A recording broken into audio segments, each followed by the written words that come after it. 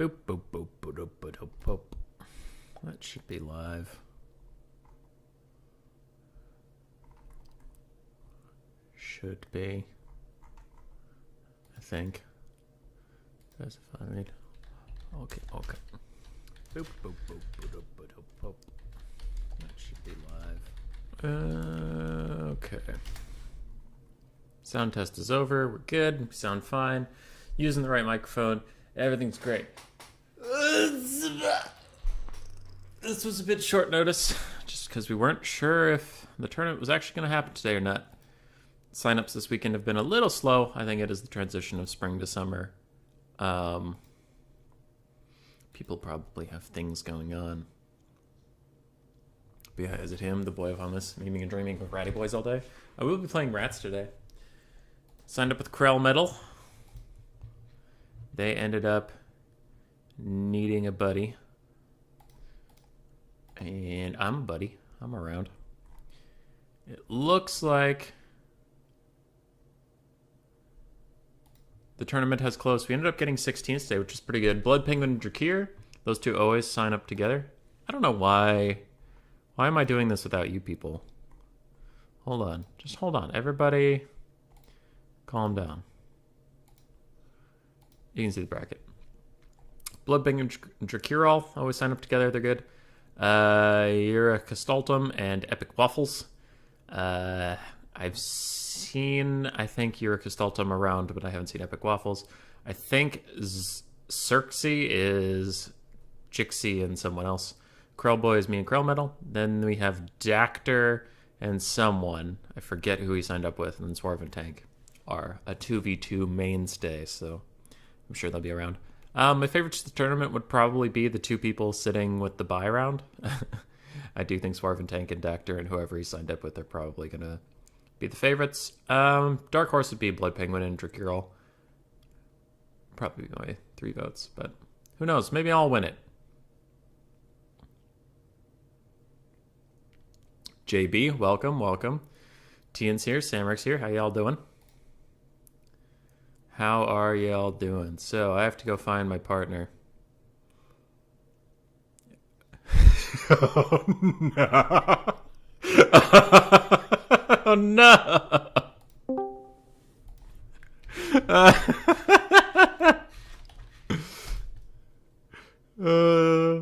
Okay, sorry. Hold on. This will make sense why I'm laughing in a second, but I'm organizing some stuff.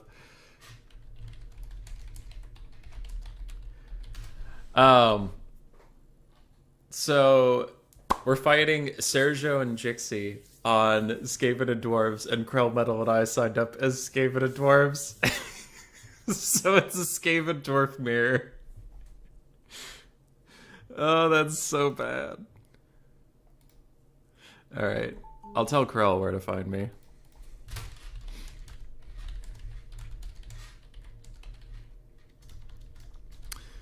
Alright. So just trying to organize with my partner and stuff. And then Jixie already created a room, so I can just go find it. Penguin and Drac 2v2? That's not what I'm looking for.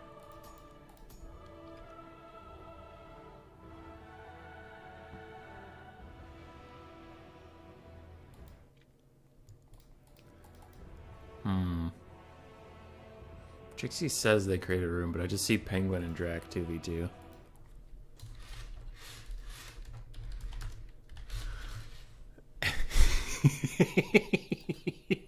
This is public, so I'm not revealing DMs. This is just in the Find Your Opponent. Jixie and Queden are just going at it. That's funny.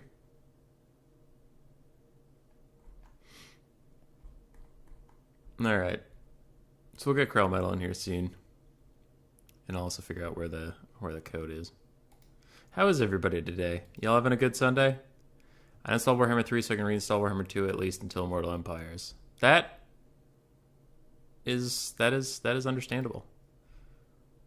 That is fine. Samarick, I will give you some food. Check your door in about 35 minutes. It's going to be great.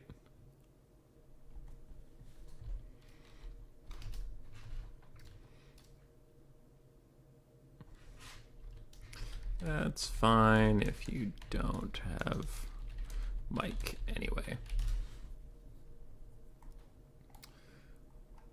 Alright. My partner Krill Metal does not have a microphone, so I'll be... I mean, not rolling Soto. Soto. Rolling solo, but I will be solo casting, which is fine.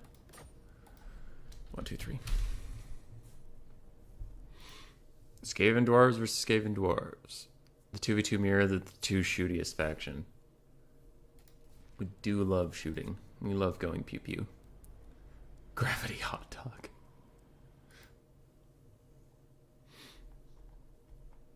If you open your door and there's no food out there for you, Samaric, then someone stole it, and it's not my fault. It's not my fault. They stole it. They're bad people. You should hunt them down.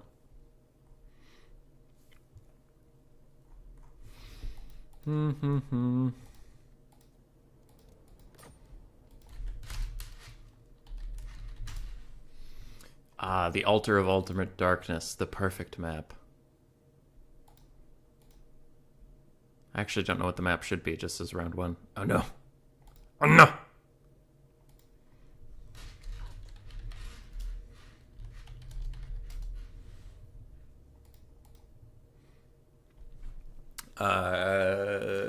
Queden's here. How you doing? Geese Howard's here. Hello. How serious are these 2v2s? Pretty serious. Yeah, just try your best. That kind of thing. I mean, if you lose, no one's going to shout at you, but also if you don't try, then you're a poopy butt. Valley of Thieves. All right, desert map. Good. So what you're saying is you should get off the stream and watch your door? Oh, yeah. Oh, yeah. Yeah, just do that. Just sit outside on your porch in a rocking chair like in cartoons and shit. There's always that old man just sitting out in front of his door just rocking. That's going to be you. Is Warhammer 2 dead right now? Yeah, what Geese Howard said below your comment is about appropriate. It's just, they split a small community, and now it's like half and half between Warhammer 2 and Warhammer 3. Yeah. Alrighty, so we have our boy Krell Metal. The map is eventually going to be Valley of Thieves, so it's an open shooty map.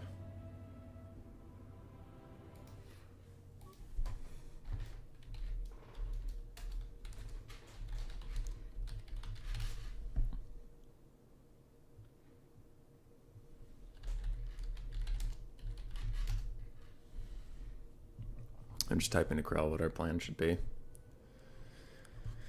Let's go with...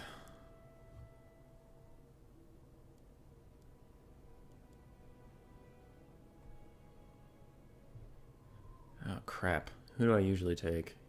In the Skaven mirror, I normally like either an invisible lord, so he doesn't get shot, or a lord that's low to the ground, but I think I'll go with Snitch, and just a little bit of both. Me and Alfred know what we're facing against, I guess. Hey, Doctor. Is it you and Alfredino? Is that who your partner is?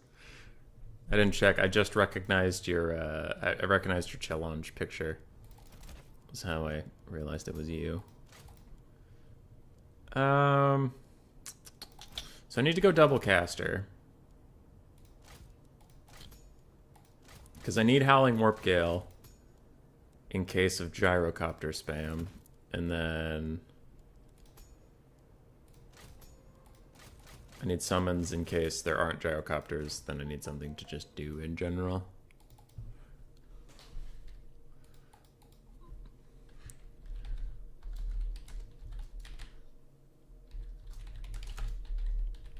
Okay.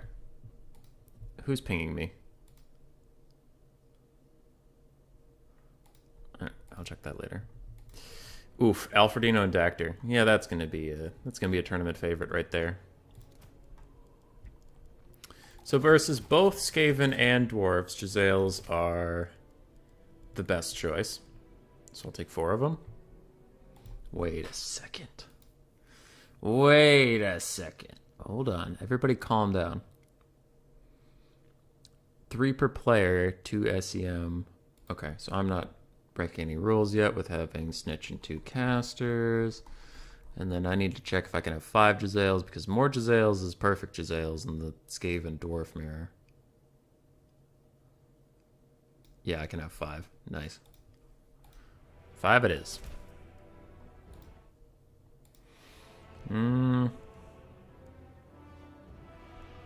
Aside from that, I'll take 5 Skaven slaves. Just to fill out.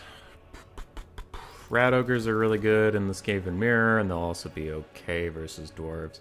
And the idea I wanted to go with Krell Metal was just push up on them. Don't engage in the artillery duel, go for more of a mid-range style of fight. Because if we just trade with them on the artillery duel, it gets a little risky. So I'm hoping to just push up on them. What to do with my last 500 gold, I don't know. Could get a 3rd globe. That wouldn't hurt versus the dwarves.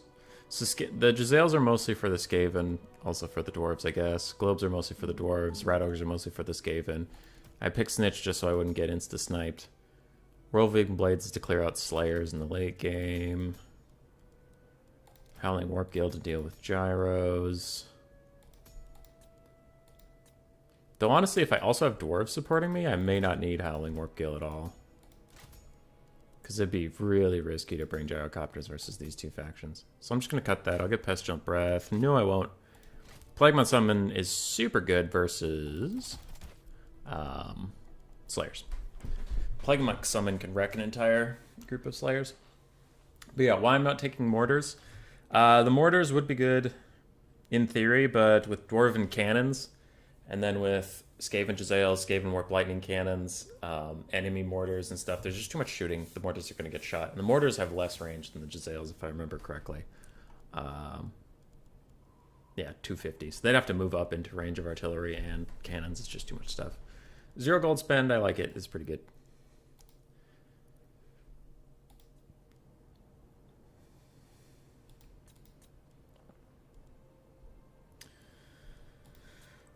Krell Metals build. Krell's Metals build.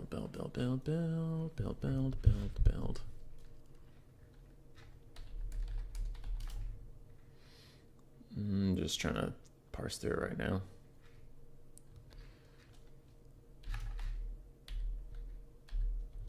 Quarrelers. I like. Longbeards might just die to Scavinos. Any chance we can get some Slayers? I don't love the Longbeards. Like, they're an extremely cost-effective unit in general, but I'm worried against, specifically Skaven, Longbeards are going to just get murdered. And then versus Dwarves, when he and I are trying to push up on them, I'm a little worried that Longbeards are an exceptional holding unit, and they're not going to be holding against anything, so they'll just be useless, is what I'm worried about. Quick range check. He has 7 units. I have 3 and 5, so I have 8. Between us, we have 15 ranged units right now. What are we allowed? 15 ranged units per team. Okay, so we're going to actually be careful about that. What does he have? 4 and 5, so he's 9 right now, meaning I can have 6. Let's cut something. I gotta do the big think.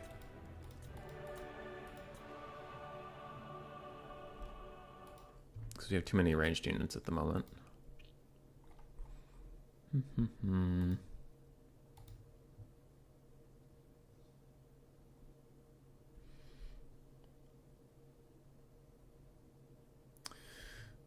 How many do we have? 10 on his side and then 8 on mine. So we need to cut 3 ranged units. My blasting charges are alright. Quarrelers are really good. Can we cut 2 miners with blasting? Something else? We have too many ranged for the rules. I'll cut a globe. Okay. Because I can cut a globe and get a dog easily enough. And dogs are pretty decent here for chasing off weapons teams or something that we route, so that's easy. And then we should be down to 15. 8, and then I need to have 7. 7, perfect. Yes, sir. I think we're looking good. I think we're looking good. The problem with mirrors is always just trying to guess what you're doing. Okay.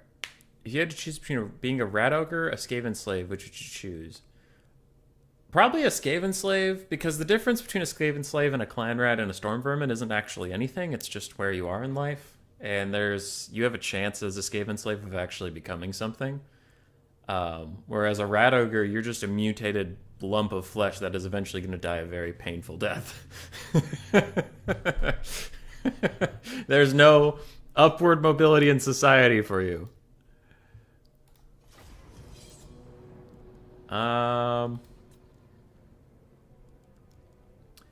7, 8. Wait, 7, 8, 15. We have like 18.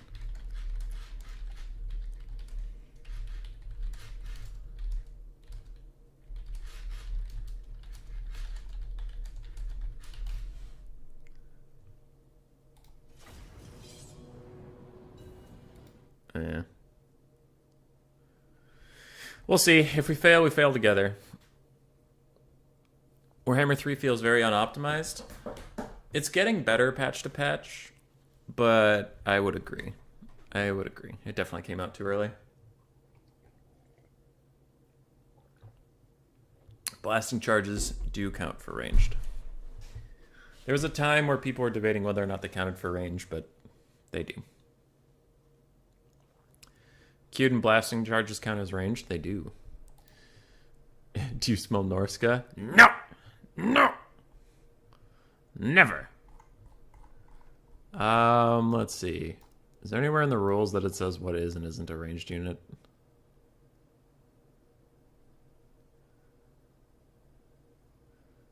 Yeah, I mean, ranged unit's 12 and dwarves have a ranged attack.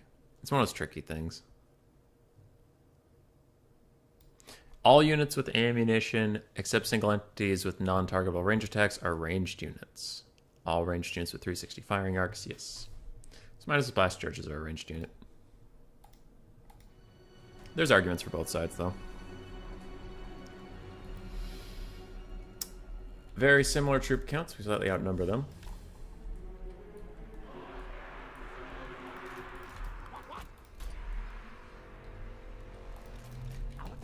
I need to remember to take everything off skirmish mode because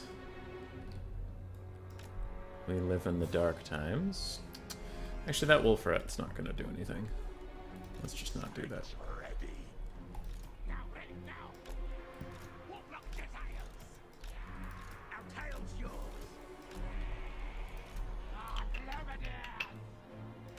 Oops. Ooh, I do want to go thin, though, because cannonballs are going to be coming through. Rat ogres can trail behind pretty significantly. They'll catch up. They're surprisingly fast. And then slaves. I'm deploying on top of the dwarves, but I will eventually get ahead of the dwarves because I'm faster. And I'm okay with the Skaven slaves going out front. They need to die. The fruit rules specifically say mining blast charges are range units, yeah. Because there was some debate. The banner rules was saying they weren't for a little bit. I'm missing someone. Where's Snitch? Oh, there you are. I was just blind. That's fine. Okay. Good setup. Good setup. Like it. Like it. I think I'm good. I think I'll just start making some control groups. So left 3, go there. Right 2, go there. Globes both go into this. Dogs, rat ogres, Slavinos. And I'm ready. They took away the in-game chat, for fuck's sake! Okay.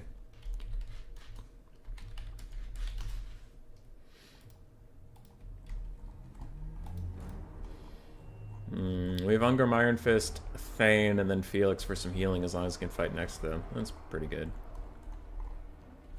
Sires, Quarrelers. Okay. I like our army. If we get hard countered, then that'll be a bitch. Though I'm trying to think what would even hard counter us. An Eshin rush? But then how would the Slayers... Not Slayers. How would the Dwarves help with that? Don't know. Let's just hope they want the artillery box or a very similar build to ours and we can just try to outplay them.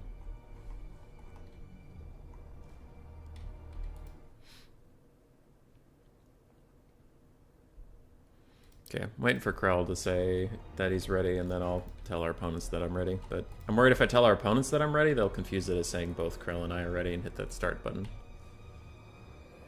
But the fact that our troop counts outnumber them by a little bit makes me hope they went for artillery. Because I would think a full Slayer and Eshin rush, their troop count would actually be significantly lower than ours. And that would be the biggest bitch. It's removing the in-game chat really confusing coming from the company that made Blood DLC. Yeah, I never get the Blood DLC because I didn't like how it looked on some of the units. But it is kind of bullshit that they made Blood DLC. Alright, Krell Metal said they're going to the bathroom. So we'll be here. Can you... The audacity of CA to say that they want to make Crane Gunners better than these boys. They said it. They're like, we're going to make them more expensive. We want them to be more of an elite troop than these boys. Than the good boys of the Jezzails. Look at them! Look at these good boys with their long, glowing sniper rifles. Just the best. The best trained. The highly elite Skaven Jezzails. Oh. Crane Gunners will never replace you, my pretties. Never. Never. In a million years.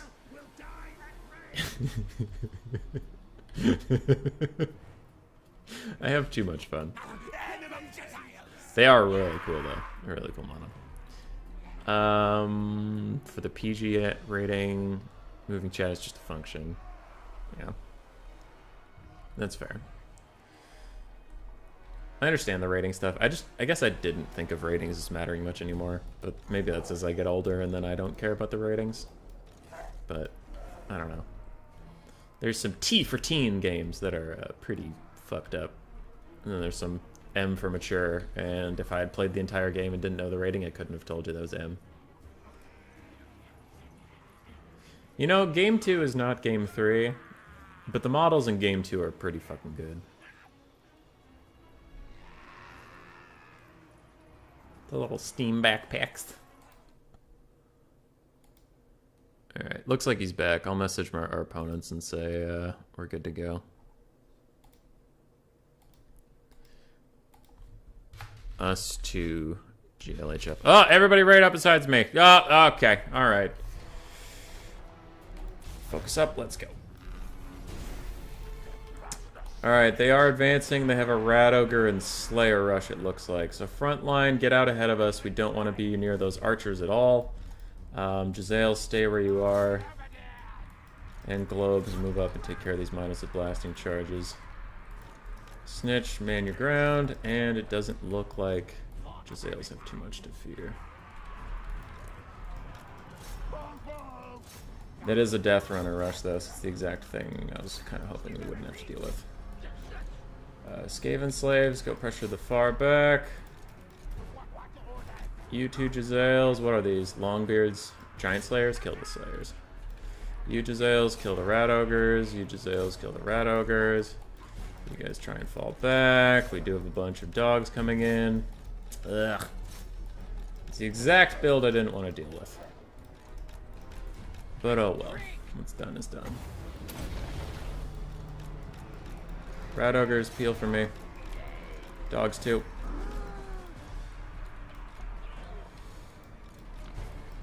Okay, Globes fall back.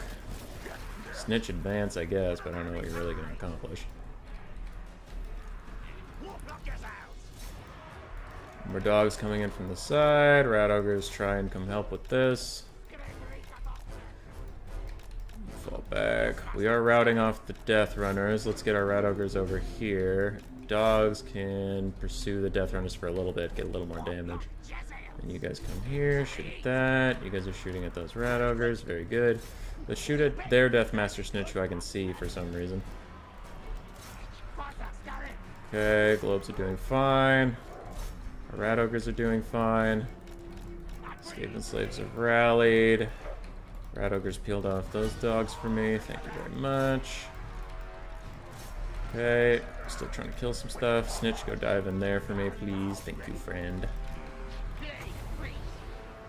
Are these giant slayers? No, they're dwarf warriors. Okay. Then I need a normal summon. I need to save my plague monks for their hero core or for the things, the slayers. Okay. Hold your ground. Fight that. Fight that. Fight that. Snitch did great. Super proud of him. You go over here. You go over here. Plague monks chase down their guys. Rat ogres are still routing off those things. Thankfully, wolf rats are nefariously bad at leadership. Okay, secured yourself a little firing pocket on this side. Fortunately, giant slayers are doing giant slayer things. Killing all my dudes. You run away, you shoot the giant slayers until they're out of models. All of you try to shoot Snitch, because we do need to lower them down. There. I'll net him in place. Jezzails finish him off. Summon between the Jezzails and those slayers. You guys move up. Rat ogres in the back. Come back. Their Snitch is getting sniped out. My Snitch needs to keep running. Okay. At this point, let's just hope that that giant slayer dies on his own. I don't really want to deal with him anymore. I don't know what is fighting that Jezzail, but it's in there. It's an assassin. Okay, rat ogres, go deal with it. Still sniping out the enemy Snitch. Just going okay. Okay, he's hiding now. So let's start shooting that. You guys retreat. You guys retreat. I don't know what's happening to you, but it's not good. Okay, rat ogres sneak to the back line and start fighting with their ranged units. Try to duck away. And now go up and around. There you go, good boy. Okay. Jezzails that can shoot should shoot. You get into those slayers and do your spinny spin move.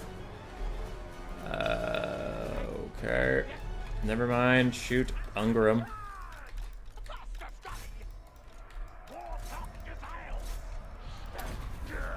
Okay, you're surrounded. Spin, kill a bunch of them, and then try to run away.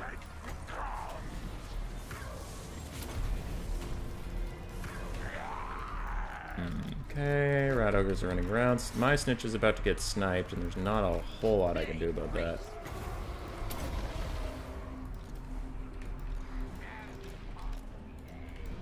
Okay. So my Snitch is doing his best. Plague Priest come in here and try and bail me out, I guess.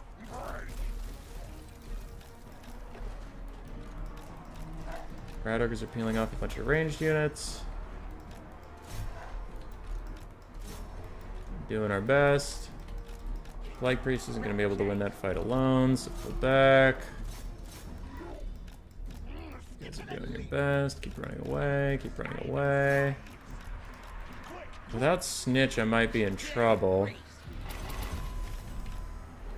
Though. Snitch might be able to get out. Don't know. Okay, killing some rangers.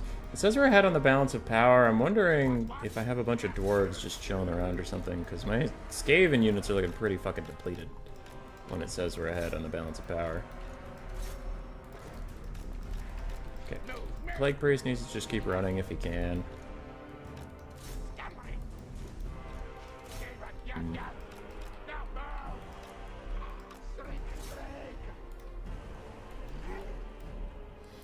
Red Ogres are running. It's going to be up to the blue dwarves to carry this. Try and sneak back towards the dwarven force. Okay, you're free and clear. So run. Run, Snitch. I'll need you later.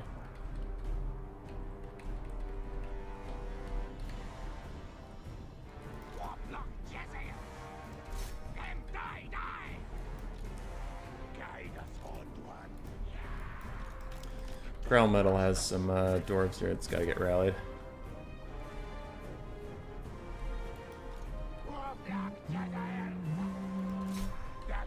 I shoot these oncoming dwarves for a second. Okay, I can dive in here and get a quick spin off. That'll do pretty well.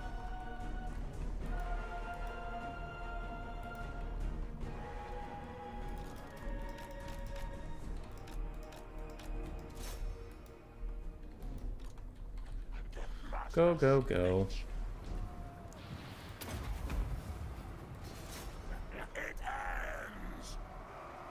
Okay. Let's let them pile on to me. Spin. Killing off a lot of them. And then it's leaving time. Run, run, run. Run, run, run. Run, run, run. Hit and run attacks activate. Felix got ganked. How did he get so far from Ungram? That's a mistake. Okay, well they're turning towards me now, and I can't take that fight away from Ungram, but... This guy's faster than me? Wow, they're the same speed, but they're gonna catch me because I charge things. Run away.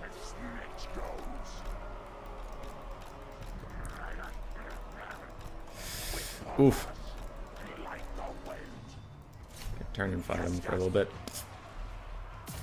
Ah, sniped out by the Ashen Sorcerer. Snitch is dead.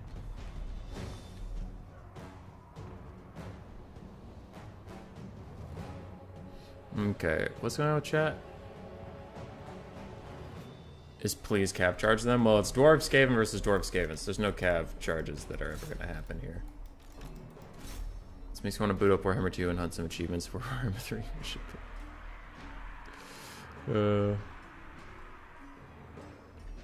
This mirror is confusing. 1 bonus points for Warhammer 3 can pick the faction color. Yes. Crane Gunners are even squishy. Lack of armor hurts versus Furies. Alright, then I'm caught up. Yeah. I mean, they...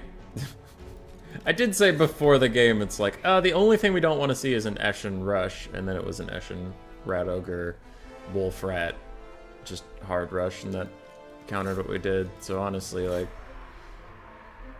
copium inhaling increases, but we were lucky to even make it a close game at all.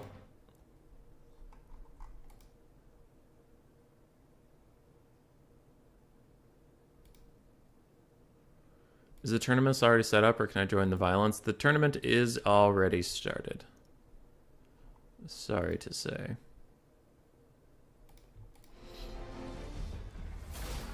It was a good try.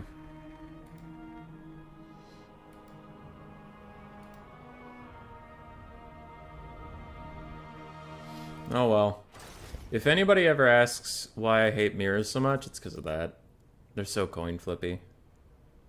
Yeah, Skaven build hard countered mine. Dwarven builds were actually very similar if you really look at it. Mine was the blasting charges. They had great weapons, we didn't have great weapons, but then Slayer Rush and then Archers. It was very, very, very similar, but then the Skaven builds was a huge difference. Because they would have lost to a box. They would have definitely lost to a box. We would have beaten a box. We would lose to an Eshin Rush. They beat the mid-range thing. So mid-range beats box. Box beats whatever the hell that is. And that beats mid-range. GG. Snitch did okay. Giselles did their best, but they didn't have a lot of up time to shoot anything. Actually, saying that, they all almost paid for themselves. Globes did fine. Rip. You are perfectly fine, Krill Metal. You did great.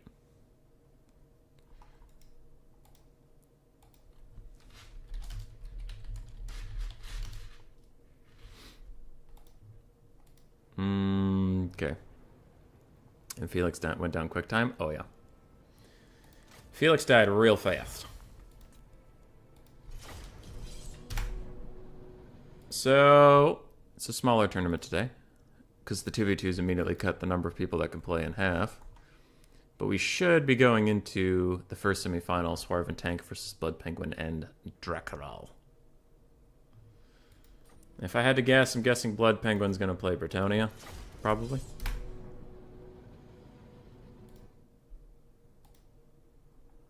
I can never find the 2v2 server. There it is. Are you first or second? Probs second? Why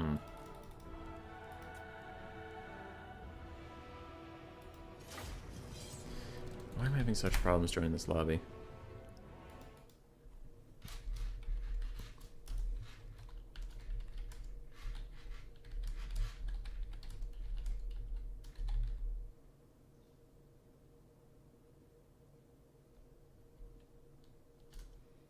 Watch the major. Doctor, what is the major? What are you talking about?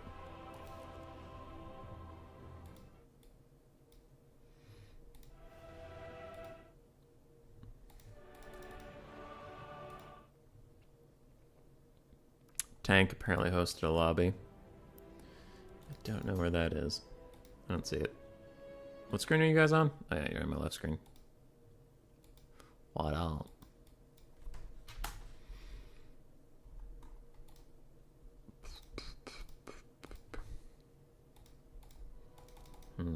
Tank said he had a lobby. Damn you, Warhammer 2.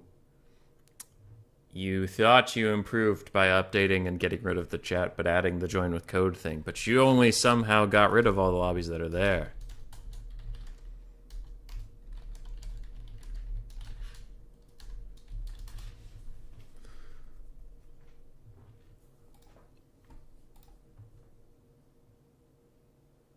If you're the real hubby, name all the Skaven units. God, I wonder actually if I could. Hold on. Let's go through. It just says A 2v2/2v3. I don't think that that's the right one.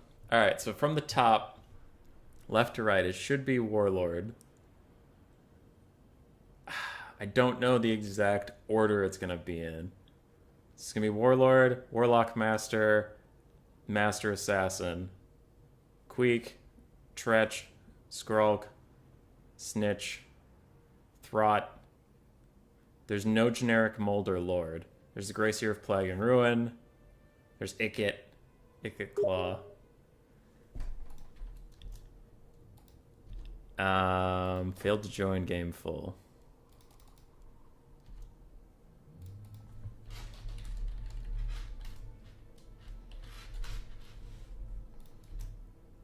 I think that's all the lords. I got slightly distracted, but I think that is all the lords. Heroes is Packmaster, Chieftain, Assassin, Eshin Sorcerer, Warlock Engineer, Plague Priest. Pretty sure that's all the heroes.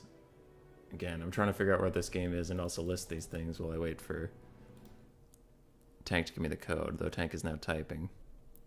So then where does that go? Infantry? Skaven Slave Spears, Clan Rat Spears, Clan Rat Shield, Clan Rat Spears with Shields, Clan Vulcan Tail Slashers, Death Runners ROR, the Ixchas, not the Ixchas Triads, they're the Viction's Death Squad.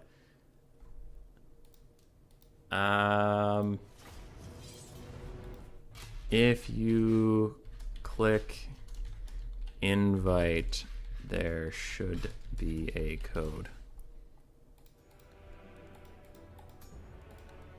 There's Tank and Swarf. Finally, I can see it. There.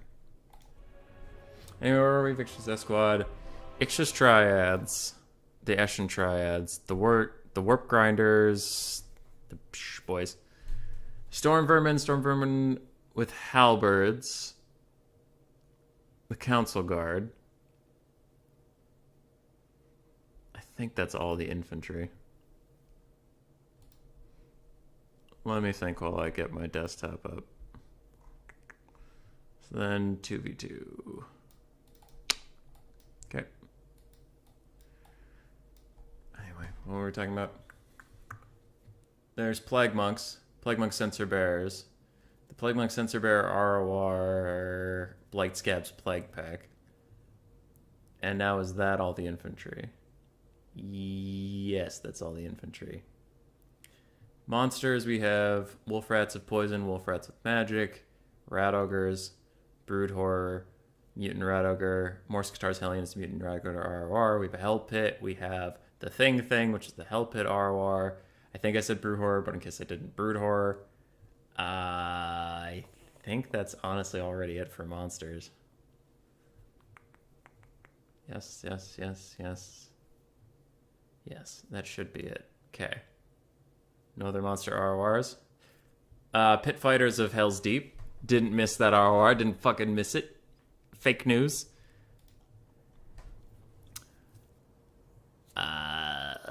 Okay. That's all the monsters. Then we go down to the artillery and war machines. And for some reason, the Doom Wheel and Doom Flayers are both down there in the war with the artillery, but that's a different category. So then Doom Wheels, Doom Flayers. There's the Dwarf Thing Menace. The Dwarf Thing Menace and the Doom Wheel RORs. It gets Zap as the Warp Lightning Cannon ROR, so I got that one. Warp Lightning Cannon, Plague, Claw, Catapult. But what is the Doom Wheel ROR? Wheels of Doom. Still going strong. Weapons teams, we have Skaven Slave Slingers, Night Runners Slingers, Night Runners with a 360, Gutter Runners with 360, Gutter Runners with 360 Poison, Gutter Runners with Slings, Gutter Runners with Slings with Poison, Poison Wind Globes, Death Wind Globes, the Poison Wind Mortars, Avalanche Mortars is Poison Wind Mortar ROR. We have Rattling Guns, we have the Teeth Breakers, which is a Rattling Gun ROR. We have Jezzails, we have Natty Bubo Sharpshooters for the Jezzails ROR. Warp Fire Throwers. Any other weapons teams? Because the Warp Grinders are not part of the weapons teams. They were in the infantry.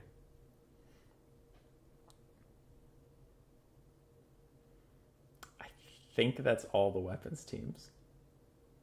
And then I listed all the artillery. I think that's every unit. I think that's every unit.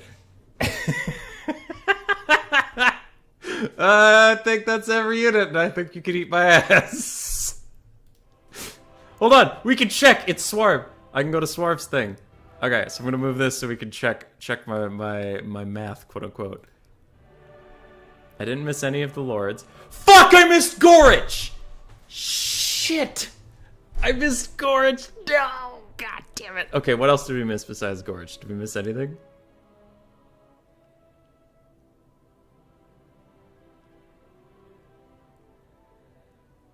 I named the whole fucking roster except for Gorich. Oh. Damn it.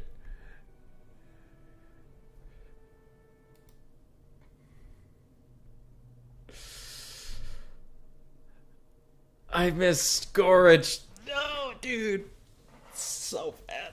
I'm so mad you have no fucking idea. Gorich doesn't count, he's useless. How about the Ikit Workshop units? Dude, I couldn't name those if I wanted to. I can see them right here. There's all 5 of them, but I don't remember what they're called. Damn it, man. The Ogres? Yeah, that's true.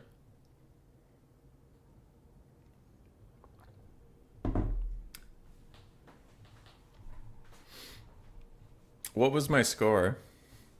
How would you rate that? After knowing I forgot only Gorge. That was pretty good. That was pretty good if I say so myself. What is a row? 3, 5, 3, so 8, 11. There, that's 7, 18. 18 plus 16 is 34. 36. 44, 52, 60, 61, 68. So out of 68 units, I remembered 67 off the top of my head.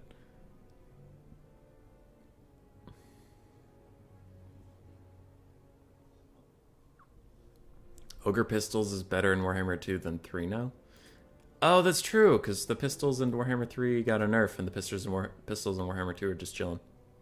Did I say Hell Pits? I did say Hell Pits. I even said the thing. What's in the jar? Is that moonshine? Sure, it's moonshine. Cheers to this much moonshine. This amount of moonshine going straight down. 0 out of 10. I don't know if I could name... The Norskin roster is smaller, and I don't know if I could name all the units nearly as effectively. That's how much of a filthy Skaven one-trick I am.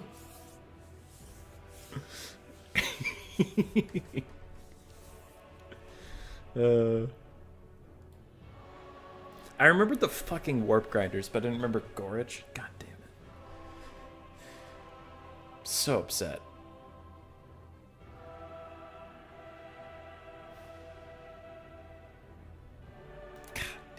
So, Blood Penguin's not playing his beloved Bretonnia. He's playing his second best faction in the Empire. And his friend Dracaral is playing the Beastmon. Versus tanks, well-known, world-renowned vampire counts. And then Swarv is playing my beloved Skaven. A lot of Skaven today. All right, we take those. We take those. I can pan around and look at all the armies so I can make sure nobody has too many single entities, I think. Oh, I can only look at Tank and Swarv's armies. Okay. Not bad for a dwarf main. Oh yeah, I'm a big dwarf main. I know what all the dwarf units are. Naming Norskin lords won't take long. Let's see. There's a Famir matriarch. Their caster lord. There's a Famir matriarch of fire, shadows, death, metal. The Norskin lore of super ice, the Norskin lore of the waves, the Norskin lore of rage. So that's 6 Famir lords right there. And then there's the Famir champion lord. That is the melee exclusive Famir lord with the mount, with the dragon mount. There's the Famir legendary lord, Matthew Coffin's father. There's Wulfric the Memerer. There's Wulfric the Wanderer. There's Wulfric the Chatterer. That one's actually good. The other two are shit. That one's actually good. There's Throg the Troll King. There's Throg the Good Unit King. The Skin Wolf Pack Leader. Very good lord. I think I remembered them all. Oh, I forgot Sirtha Ek. Dwarf units. Stunties. Stunties with Pew. Stunties. More stunties. Yeah. Oh, we almost got in the game. Then Tank and Swarv had second thoughts. And then Swarv deleted his entire build, and Tank deleted his entire build. God damn it. We were so close to starting the game. And they just blanked their whole fucking build. Oh my god. That's where my dad went 4 years ago. He went to Warhammer 2. He did.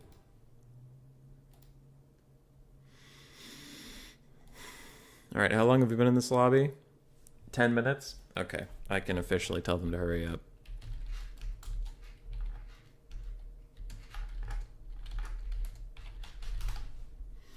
Hurry the fuck up! Norska doesn't have to be a bad faction. I think they could keep their same skirmish cav. They could get cheaper Marauders. They could get like Marauder Plus, maybe give them some armor. Call them Chaos Warriors. That would be nice to make Norsca good. Cut a lot of their monstrous units. A lot of their monstrous units are trash. Give their Chaos Trolls some armor. Give them this cannon, like a big fiery cannon with unbreakable Chaos Dwarves behind it. And it goes Maybe better lord options, like a caster lord who rides a flaming horse and he has like this big horned helmet, and he's a fire caster, but he's also an amazing duelist. That could be good. Maybe some dragon ogres, dragon ogre shaggots. Maybe a dragon ogre shaggoth lord. I think that would make Norska good. Yeah. It's just chaos. Chaos is just Norska, but good. Just play chaos. Skinwolves are nice. They are nice, but I like being mean to Norskin mains, so no.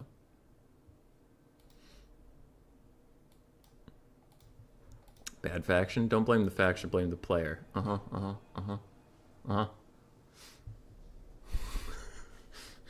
If only Norska could tap up a high elf lord, they've got millions. No, Norska to be good, they just need some of their units to be cheaper, and they need better caster options, because the shamans are pretty terrible. I bitch about the shamans a lot, but they're pretty terrible options. So you really have the two Famir casters are pretty good. And then that's it. And they don't have a caster lord choice, so you know they have to take a hero. There's no option that they could take like a cheap caster lord and then go wide on their army. You know they have to take a lord and a caster. So it sucks.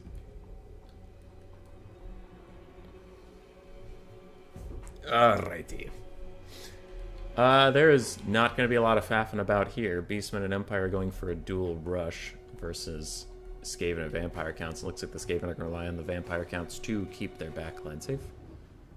Ducky won a tournament with Norska once. It was epic. Good. Good, you love to see it. We'll let the Skaven get set up. First, we'll talk about these guys. So we have Gore Herds, Ungor Spearmen with the little RWR, the stories of Drac Walls, more Gore Herds, and that kind of stuff. We have 3 Centaurs throwing X's, 2 Chaos Warhounds, looks like both have poison. And then we have Chaos Spawn, Morgar the Shadowgave, and a Brave Shaman of Wilds with a Trader Kin and Bray Scream, it looks like. So nice stuff. Beastmen are focusing heavily on one flank. Meanwhile, for the Empire, we have Swordsmen, Sigmar's Son, Swordsmen, Flagellants. We have triple Huntsmen, some Spearmen in the backline, and we have 3 Knights of the Blazing Sun as well. Karl Franz up in the sky. No, it's Boris Todbringer. Boris Todbringer is a bitch for the Skaven to deal with. He's very good against them. Mostly because he has Blood Roar from his Griffin, so -8 leadership to an already low leadership faction. And then he has Crush the Weak, so if your leadership is too low, which Skaven usually are, you get minus a bunch of stats. Then you get minus more stats just in general, and he gets regen, so very good lord. And they also have a Firecaster with Fireball and Burning Head, and this is Warhammer 2's Burning Head, so it doesn't suck ass. On the other side,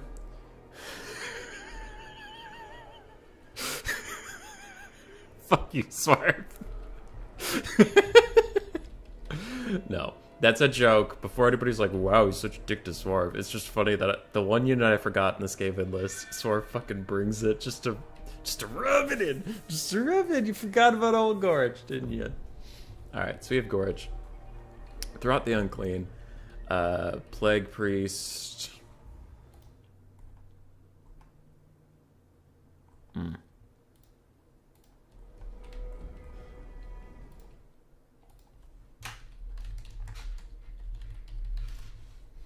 Hold on. Well, they readied. Fuck. Okay, we'll deal with it later. Isabella von Karstein. We have a White King. We have another White King. I'm wondering if Queden's caught what I've caught. We have Triple Blood Knight for tank, and then the front line is a bunch of Skaven slaves and zombies with we have the fucking Tithe. There's 4 Jezzails, a Plague Claw, Catapult, and some Rat Ogres. So the problem I ran into was there's a special 2v2 rule that is easy to forget. Like, it's very easy to forget, so I don't think this is like on Tank and Swerve. But you're limited to 3 SEs, single entities, per army, 6 as a team. But you're also limited to 2 SEMs, single entity monsters. Which the Skaven have 3 instead of 2, and then the Vampire counts have none. So I think they might be thinking, well, we didn't break the 4 limit as a team, but it's like, yeah, but your individuals broke it. We'll see how the game plays out, and if we have to deal with it, we'll deal with it. Anyway.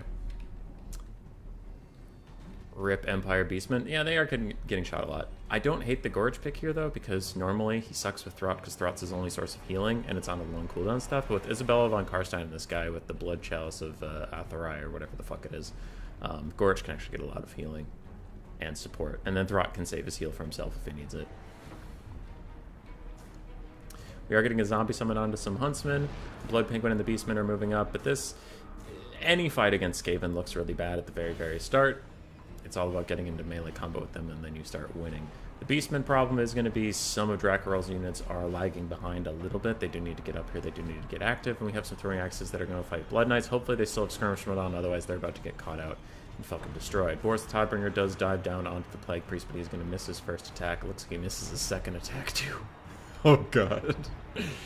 Alright, he finally hits on the third try. Huntsmen are still out here firing. I don't know what they're firing at, but there's a ton of good targets. It looks like they are hunting down the Giselles. It's a pretty good choice.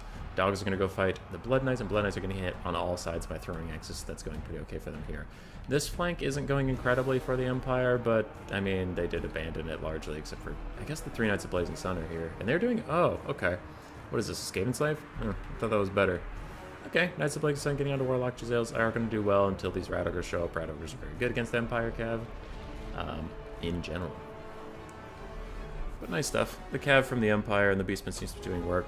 Tank focused heavily on those Blood Knights on that far side where the Beastmen flank's coming in hard. So Blood Penguin's going to have to do a lot of work on this side. And I don't think the Knights of Blazing Sun should be chasing off these Radogers.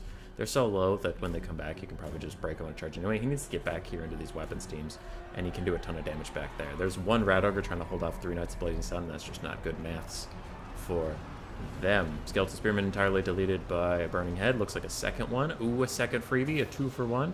And that is like a 600 gold worth Burning Head. But the Bright Wizard is going to die for it as he runs up to Giselles and gets killed. Boris Todbringer got marked out. Looks like Gorich and Throt got their hands on him, and he is going to get run off the map.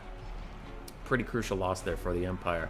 On the Skaven side, though, the terror is coming for them, is that their backline is dying. And they hate to see that. They really hate to see that. Empire lost both their lords.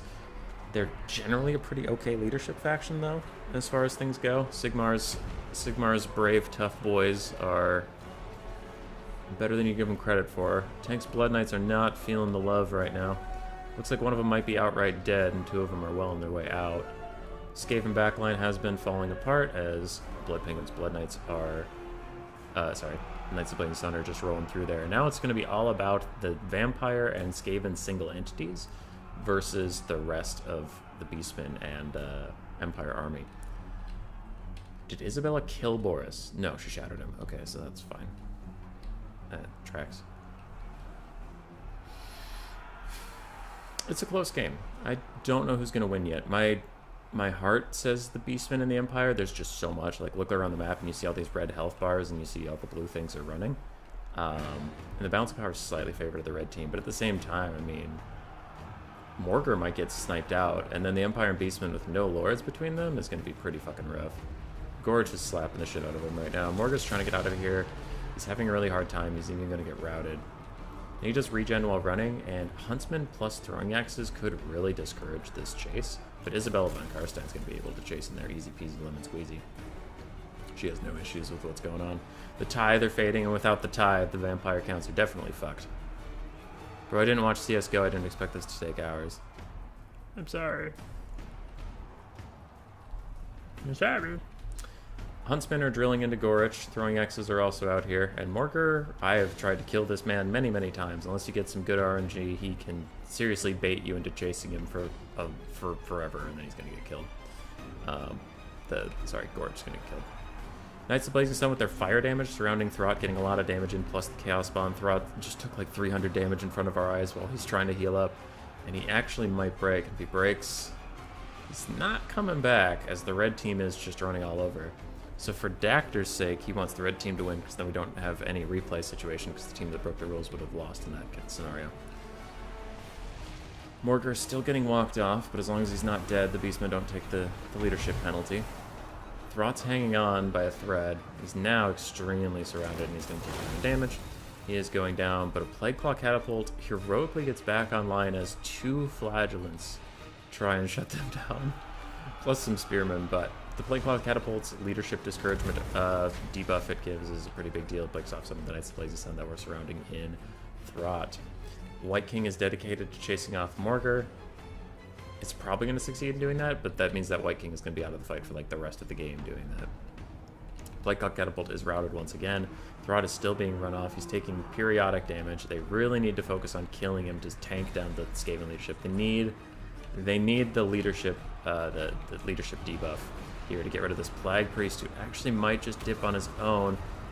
That is huge. This Plague Monk is a summon. It'll go away eventually, and now it is down to Gorich, a White King, Isabella von Karstein versus this entire army. Because again, that White King's just going to be chasing down Morgar for the rest of the game. And unless he gets some good RNG and actually kills Morgar, which he might, but Morgar seems to be particularly lucky. And as I say that, he actually fucking dies, so, you know. Alright, teach their own. 20 HP on Throt. 3. There. Throt's dead. Skaven leadership's going to tank a little bit. Plague Priest is being chased by the Knights of Blazing Sun, who are going to ram into the side. And Isabella's even going to dive down and try and stop them. Is that... Oh, that must be a zombie summon. I immediately thought the Plague Priest just summoned while routing, and that would be silly. Gorich is getting really close to breaking, though he does tear her out off. The Knights of the Blazing Sun, he's getting shot on all sides by the throwing axes. His healing cap is well within sight. And we'll see how that goes. Can 2 White Kings and Isabella beat the rest of this army? Because Gorich and the Plague Priest are almost a non-factor. What rule break? Skaven have 3 SEMs when they're allowed 2, but then the Vampire counts have 3 SEs, 0 SEMs, so I'm curious how we feel about that.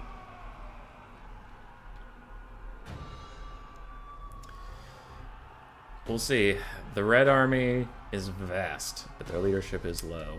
And the Blue Squad, that's a zombie summon, so it's not real. It'll go away soon. It's all down to Isabella, who's a shit melee combatant, and 2 White Kings who are okay versus all this stuff. Gorich officially broke.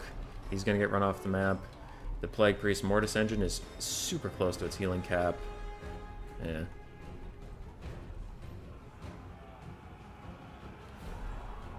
We'll see. Balance of power is not favoring the blue team.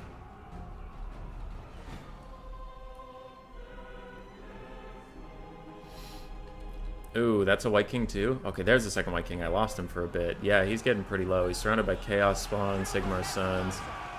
He's getting bludgeoned a bit. If they can get him crumbling, that would be huge. Crumbling does more. Plague Priest on the bell is the third. Gorge Throt, Plague Priest on the bell. If they can get the White King crumbling, that's pretty huge. Single entities. He is on horse, so he's not nearly as tanky as when he's on foot, but still, they could be hard to hit at times. With Undead especially, just want to get him crumbling. That'll do more damage than you'll ever do in melee.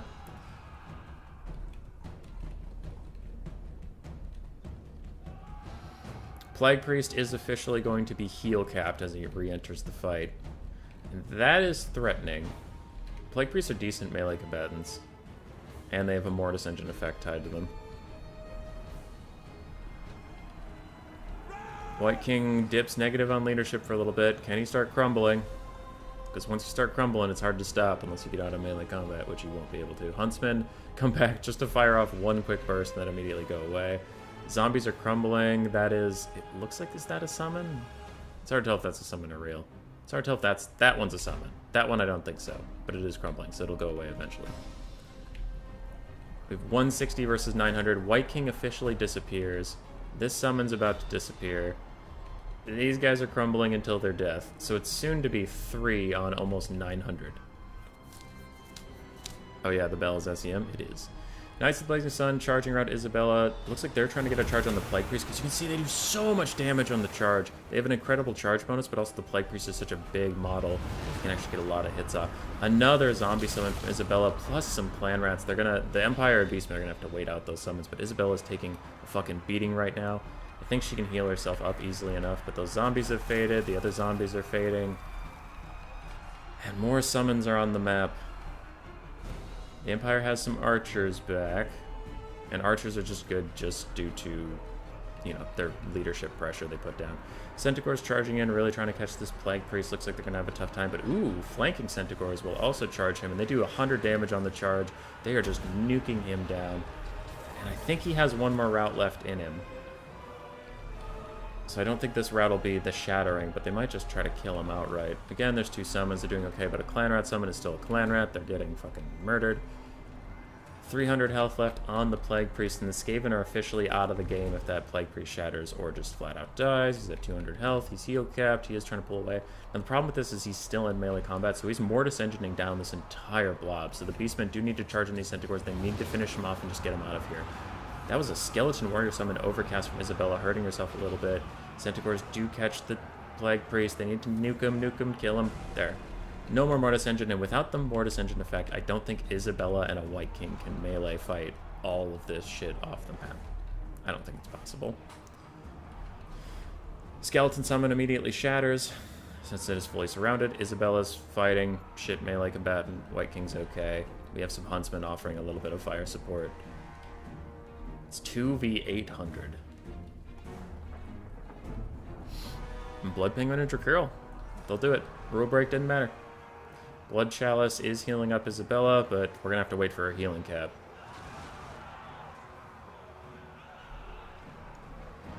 Huntsman's coming in. There, her healing cap's within sight, so we know how much more of this game's left. Unless her Blood Chalice comes off cooldown before that White King dies, then she could heal him all the way up to full. It seems unlikely, but you never know. Balance of Power edges back towards the middle as Isabella goes from almost dead to fucking, like, full health heal capped. Ooh, the White King's crumbling! Yes! It's crumbling! That's so much damage compared to how much they could do in melee. Crumble, crumble, crumble. Humble, brumble, bumble. And they've used, like, 800 zombie summons plus some skeleton summons. There's no way Isabella has more than 1 summon in the pocket. She maybe has 1. Maybe. White King is crumbling away. This Huntsman better not fucking rout. He needs to shoot at something instead of going into melee. Like, probably shoot at Isabella. The White King's gonna crumble on his own now. You don't need him. Shoot Isabella. White King's gone. It's 1v767. The Unbreakable Sigmar Suns are still in here somehow. 13 models left. Chaos Spawn doing good work. Swarv has backed out. I think Tank will back out soon too. Good shit.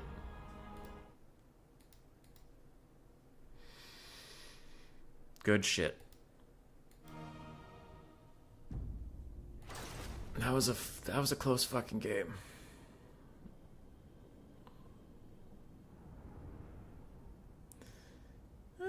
Infantry had a tough time. Blood Knights did okay, but I don't think any of them paid for themselves. For Swarv, Gorich did. Gorich with healing support. Strangely good. Throughout the Plague Bleach did fine. Giselles did, on the whole, fine. Plague Clock Catacomb did okay, and Rat Ogres died. Boris got ganked. Bright Wizard got ganked, though he did get off that 1 sick burning head that killed 2 units flat out. Infantry for the Empire held. Huntsman did really well. Knights of the Blazing Sun did incredibly well. For Dracarel, Morgar was a tanky boy. He did tanky boy stuff. I didn't see his caster get murked, but he apparently did. Gores and Ungores did okay. Tuskor Chariots did fine. Such Gores and Throwing Axes were big Giga Chads, and Chaos Spawn did mixed. Isabella might have won that. Maybe. Kept fighting, it's probably she would route weaker units, causing army losses. It could have been, man. It could have been. I did not, I didn't end the game. Players did. You cannot blame me for this. It is not my fault. Wah wah wah.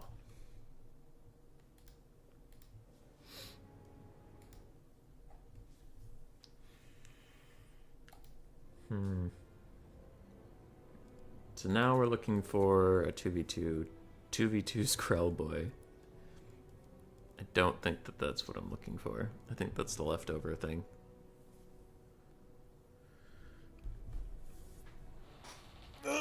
So we need a lobby.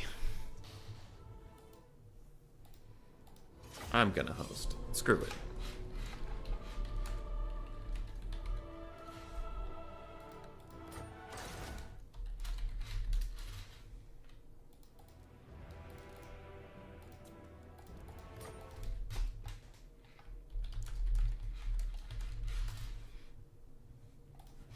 Okay.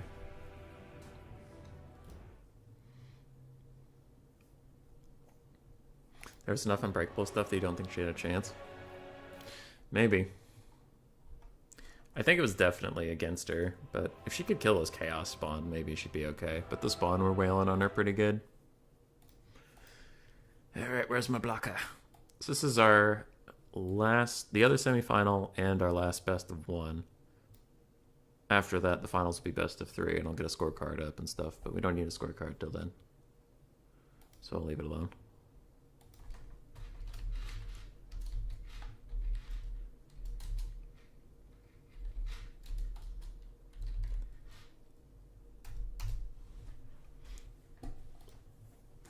Sorry. The other semifinal is having problems organizing, and it's all Dactor's fault.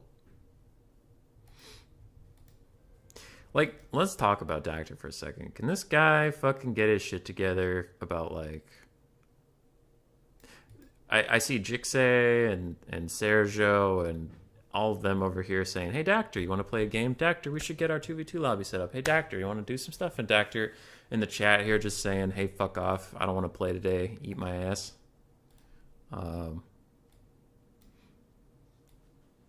Just not facilitating the process.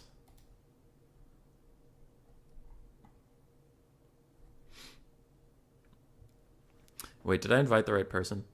You're with Alfredino, right? Yeah, it's the boy. It's Alfredino. So what do we have? Dowie Skaven versus Lizardmen Vampire Counts. Ooh. Ooh.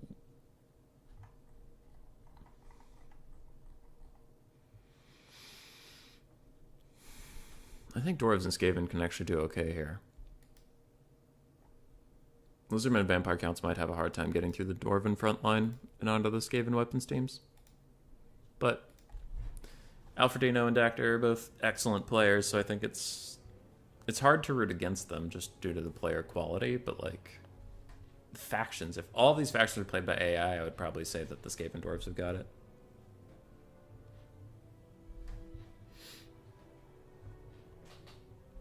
Very lore-friendly teams here. Oh yeah, Coops. Oh yeah. It's good. We lost the Skaven Dwarf mirror at the start. It was tragic.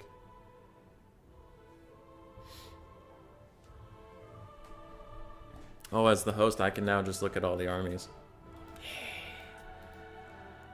Yeah, armies. Dactor playing with Alfredino? Yeah. You do be playing with Alfredino.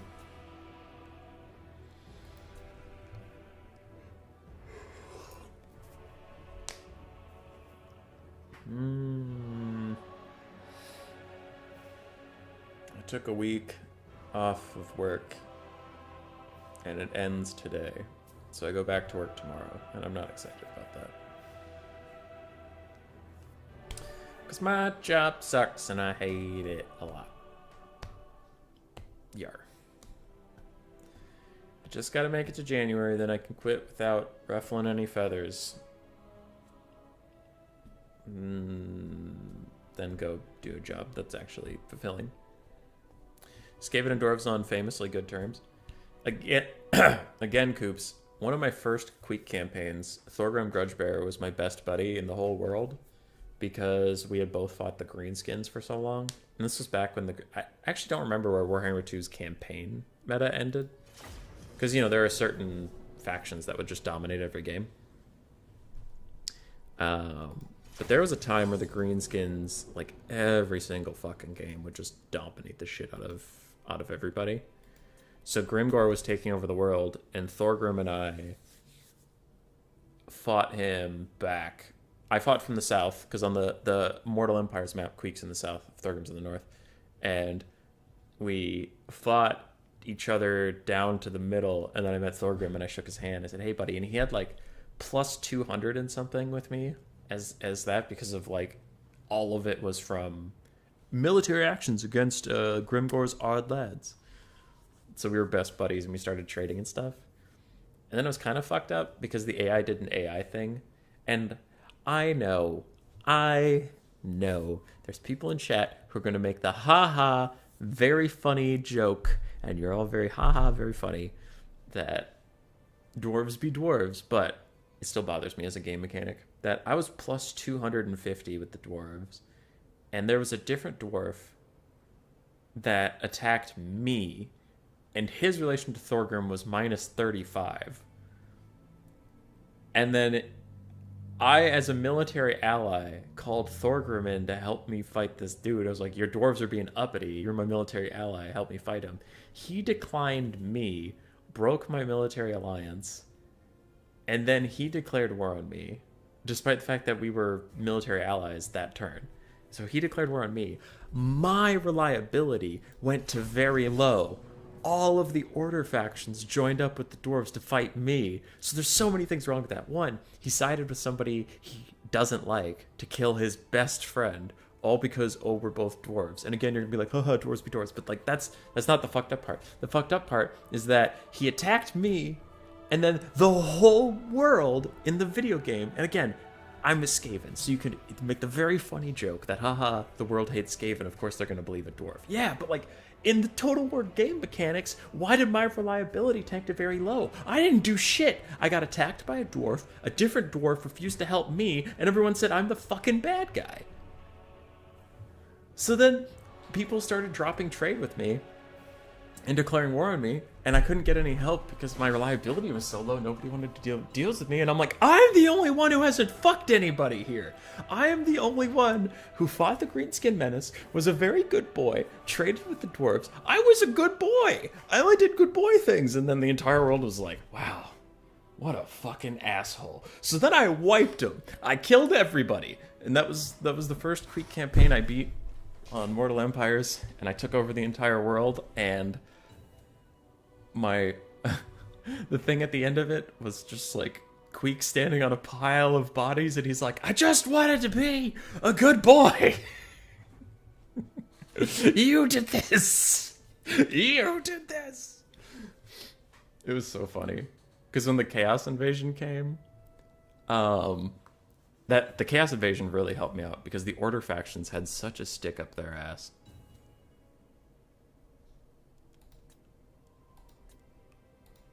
Hang on. Alright, Skaven have one too many single entities. I'll message them, but they can't start the game without me, so I cannot be ignored.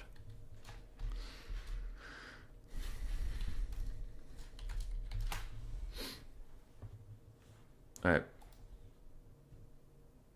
Yeah, but the Chaos Invasion came, and the Order Tide had such a stick up their ass about me that they didn't defend any of their cities, and like armies would run away from Chaos down towards me. So I just stood there with a front line of Skaven slaves and Poisoned Globes, killing wave after wave of the Order Tide, and then Chaos runs up through the Order Tide, and they're like, we took over the Empire. And then I come up through the south, and I'm like, hey, Chaos, and I kill all of them. And I didn't have to fight both at the same time, because they kind of wiped each other out, because they're idiots. And then I continued up, took Ulf one, continued up, took the Dark Elves, went down, killed the Lizardmen. The world is mine. I think dwarves and greenskins are more like the allies than dwarves and greenskin. Oh, Grieven, you meant than dwarves and Skaven, I see. Okay. And the rule break was avoided, so we're fine. This game would 100% stab any back dwarf in the back. They know it. Yeah. I would agree with that. I think dwarves and greenskins are more likely to work together than Skaven and dwarves, but I think Skaven and greenskins are more likely to work together than either of those combinations. And it actually did happen in Skarsnik's book. Skarsnik worked with some Skaven a couple times. Stupid CA mechanics just kill the player. It does bother me that, like, and again, very funny joke, it's called Total War, not Total Diplomacy, but I hate that it is impossible to be friendly in this game, because you can do everything right, and then your best buddy AI can just be like, so anyway, I'm declaring war on you. And I'm like, I am 7 times as powerful as you. I give you all the money in the world. There's no way you're going to conquer me. You have 2 settlements. I have 750 settlements. I have 800 armies. You have half of one. And they're like, I declare war on you. Why? And you just wipe them out. And it's stupid. I hate it. I just want, like, occasionally I just want to have friends. I just want to play video games so I can pretend I have friends. This appears like your Skaven heritage is being held against you.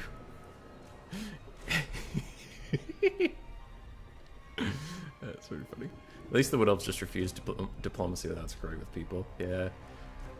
Wasn't there a patch in Warhammer 2 that like specifically said we fixed the problem where the Wood Elves would just sit in the forest and do nothing all game, and then after that patch the Wood Elves sat in the forest and did nothing with their middle fingers up, and I'm just like, alright, I thought the patch said you guys were gonna do something, but I guess not. Gorse would definitely respect the greenskin fighting spirit and would be eyeing up the chosen armor, obviously. In rare occasion we convince Wood Elves into diplomacy, they're much more reliable than stunties. Yes. Zypher, how you doing? And then dwarves are almost as untrustworthy as Skaven because they might just attack you because your ancestor didn't pay them 1 gold piece. Yeet. I'm all caught up on chat, and now I can talk about the armies since they're mostly deployed, so they won't move nearly as much. For Alfredino and Dacta, we have zombies and skink cohorts and red-crested skinks all mixed throughout the front line, plus Mazdamundi and a skink chief on a Stegodon. Okay, didn't see that coming. I saw the skink chief in the menu, but I assumed he was going to be on a Pterodon. Or on foot. We have a bunch of dire wolves, we have some fell bats, we have a backline of Graveguard with great weapons, the Sternsmen, we have some more Graveguard with great weapons, and a lot more fell bats, more dire wolves, and in the very far back we even have some Black Knights. We have a White King, I assume there's a second White King somewhere, but I don't see him at just this moment, and Isabella von Karstein to heal up the Skink Chief, to heal up Mazdamundi, to heal up the White Kings. Lots of healing from good old Isabella. On the side of the Skaven and Dwarves, we have a multi-layered box. Not shocking. Skaven slaves out front. We have some Longbeards with great weapons and Dwarf warriors with great weapons across the front line. We have Miners with blasting charges on some of the flanks. We have Clanrat spears and Skaven slave spears on the back line. Blank Scabs Plague Pack on the far side. Some Rat Ogres. We do have the Council Guard, a Warp Lightning Cannon, a Hell Pit Abomination. We have 1 regular cannon, so 1 Warp Lightning Cannon, 1 regular cannon, some Rangers, some Thunderers, Poison Wind Globes, and Slayers. Not a lot of shooting, which is probably appropriate. The Lizardmen and the Vampire Counts aren't really going to contest you in the shooting game too much, so you might as well just take a little bit and then protect it well, rather than take a lot and lose a lot. That can work. For the Lord, we have a Grey Seer of Plague with the Dreaded 13th and Clanrat Summon. We have 1 assassin. Do I see 2 assassins? Nope, just 1. And for the dwarves, we have Ungram Iron Fist, naked and alone and afraid. Surfing Chicken, hello? Hello? You can work around the Wood Elves in every campaign, provided you don't put an army within 1 turn of Athelord. Rip me, you're being ignored. Kiara, you're not being ignored. Too sad my teammate had no time? Yeah. I thought we acknowledged that. I also hate when one of your military allies declares war on another. You have no choice but to break 1 alliance and take their liability hit. Yeah. Not enough Tretch, bad build. Dwarves have no right to survive for as long as they did. They close themselves in the ground for thousands of years, surviving on fungus. Fungus! Yeah. I wish to solve that reliability problem, if 2 of your military allies attack each other for like literally no reason, you get to pick a side, but then take no reliability hit because it's like, it's an understandable thing that happens. Like, the side that you didn't pick would say, fuck you, I hate you, never talk to me again, and that makes sense that they would get a huge negative with you, but like, the rest of the world should definitely just look at that and be like, I don't know what you were supposed to do. And it's weird that CA hasn't programmed anything around that, because that's actually a pretty common occurrence in just total war games, and not even just Warhammer. Like, this isn't about Warhammer 2 or 3 or anything like that. Like, that happened to me in Shogun all the time. I kept, the hardest campaign for me was the Uesugi, the monks in the north. Well, if you look at the map how it's presented in Shogun, it was northeast, But in real Japan, it would be northwest. Whatever. The Uesugi, the monks. I would get the Takeda on my side, so they wouldn't fucking attack me in the first couple turns. It's like, okay, I have my friends, the Takeda. And then eventually I would get my friends, the Hojo? The ones to the south, the Takeda. I'm like, okay, I have allies that block off that area, and then I can conquer everything north of them because they're covering me from the south. So I would present my flank to the Takeda, and they'd be my friends. And it's like, great, I don't need to defend on all sides. Perfect. Excellent. And then, like, the Takeda would attack the Hojo or whatever, and I would have to pick a fucking side. And then everyone on Japan would hate me and like, oh, you're such a bad guy, Uesugi. And I'm like, what? There was no winning. They're supposed to be best friends. I don't know why they attacked each other. Tretch is always needed. It would be cool if you stayed neutral in that conflict. I only know about Warhammer 2 and 3. But diplomacy's kind of meh. Warhammer 3 made some improvements on diplomacy, but I don't fully understand the allegiance system, where like you can kind of build outposts with people.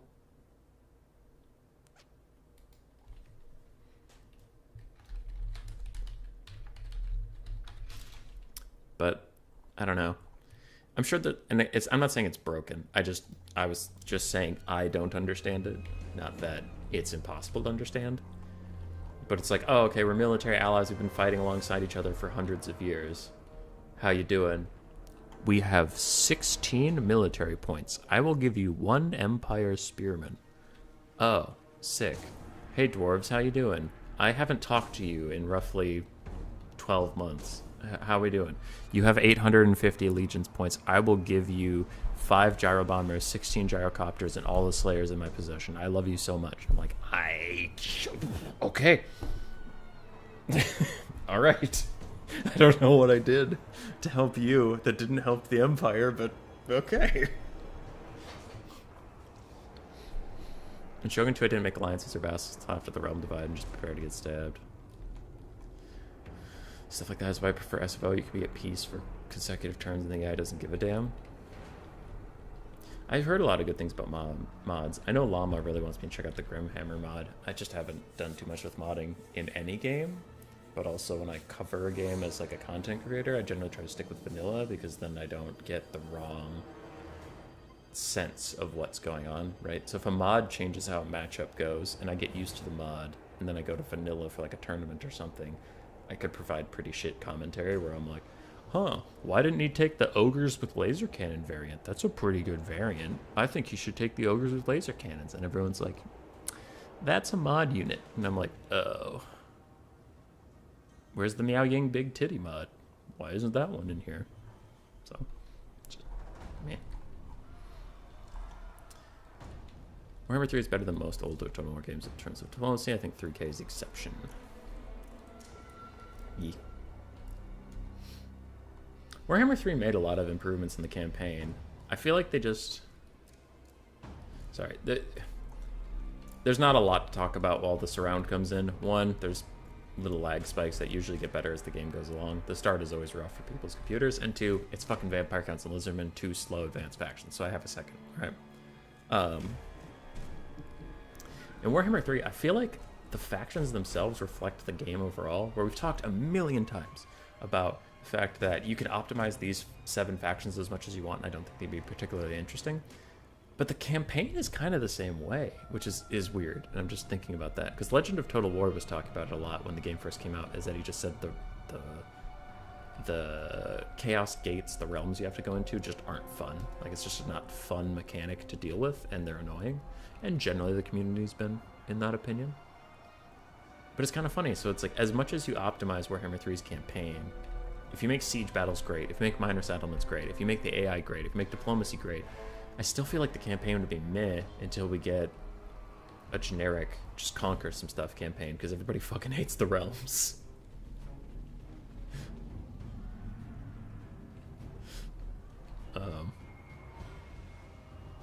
Yeah. So it's funny that both the factions and the campaign suffer from like the same problem of like, it's not about optimization, it's just like the core concept of them just doesn't really lead to fun gameplay. I really like co-op in Warhammer 3, but the multiplayer oofies. Co-op campaigns are sick. The fact that you can finally have more than 2 people in the co-op campaign is super hype. And I like the co-op campaigns that are like events. Like Something Rotten Kislev is pretty fun. I hope they do more stuff like that with some DLCs. Add like different co-op scenarios, quote unquote. That's pretty good. They went up to the anti-player buys for no reason. Now they have to backtrack it. Yeah. I have a bigger problem with minor settlement battles than the Realms of Chaos. True. One of the most popular mods disables the Realms of Chaos. Yeah. Mods fixing a game doesn't fix the game, though, right? It's still like... It's not like, oh, well, there's a mod that fixes this that wasn't made by the developer, so the developer gets a pass. It's like, nah, you still kind of have to be like, come on, CA. You should have playtested this and people would have told you it's not fun. Minor settlement battles suck? I don't disagree, Zep, but why is that? I haven't played a shit ton of campaign yet in Game 3, because none of the factions particularly interest me too much. So I played a limited amount of the minor settlements, and I thought they were fine. But I'm curious to hear why you don't like them.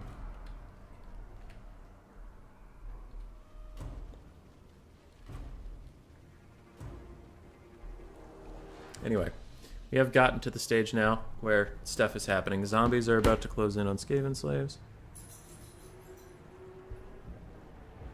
Okay. Just making sure that text wasn't from Grace saying something important to this moment. Warp lightning cannons are trying to shoot White King. The White King is on foot though, so they're going to have a very hard time dealing significant damage, because if 1 out of the 3 bolts hits him, he's going to get knocked down, and then he can't take any more damage till he gets up.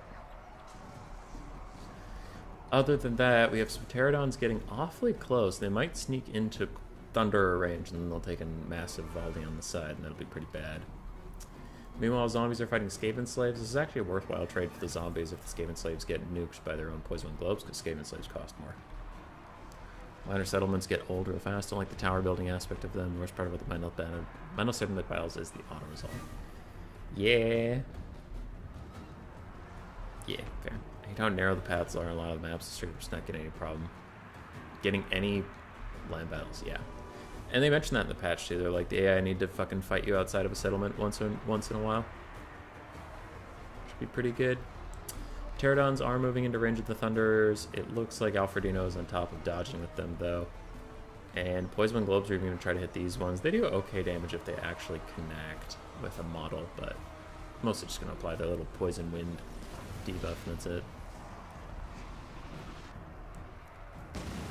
We're just going to bring this in soon. It's going to be awful to fight in the Minor Settlement Battles campaign. Yes, they will. Yes, they will.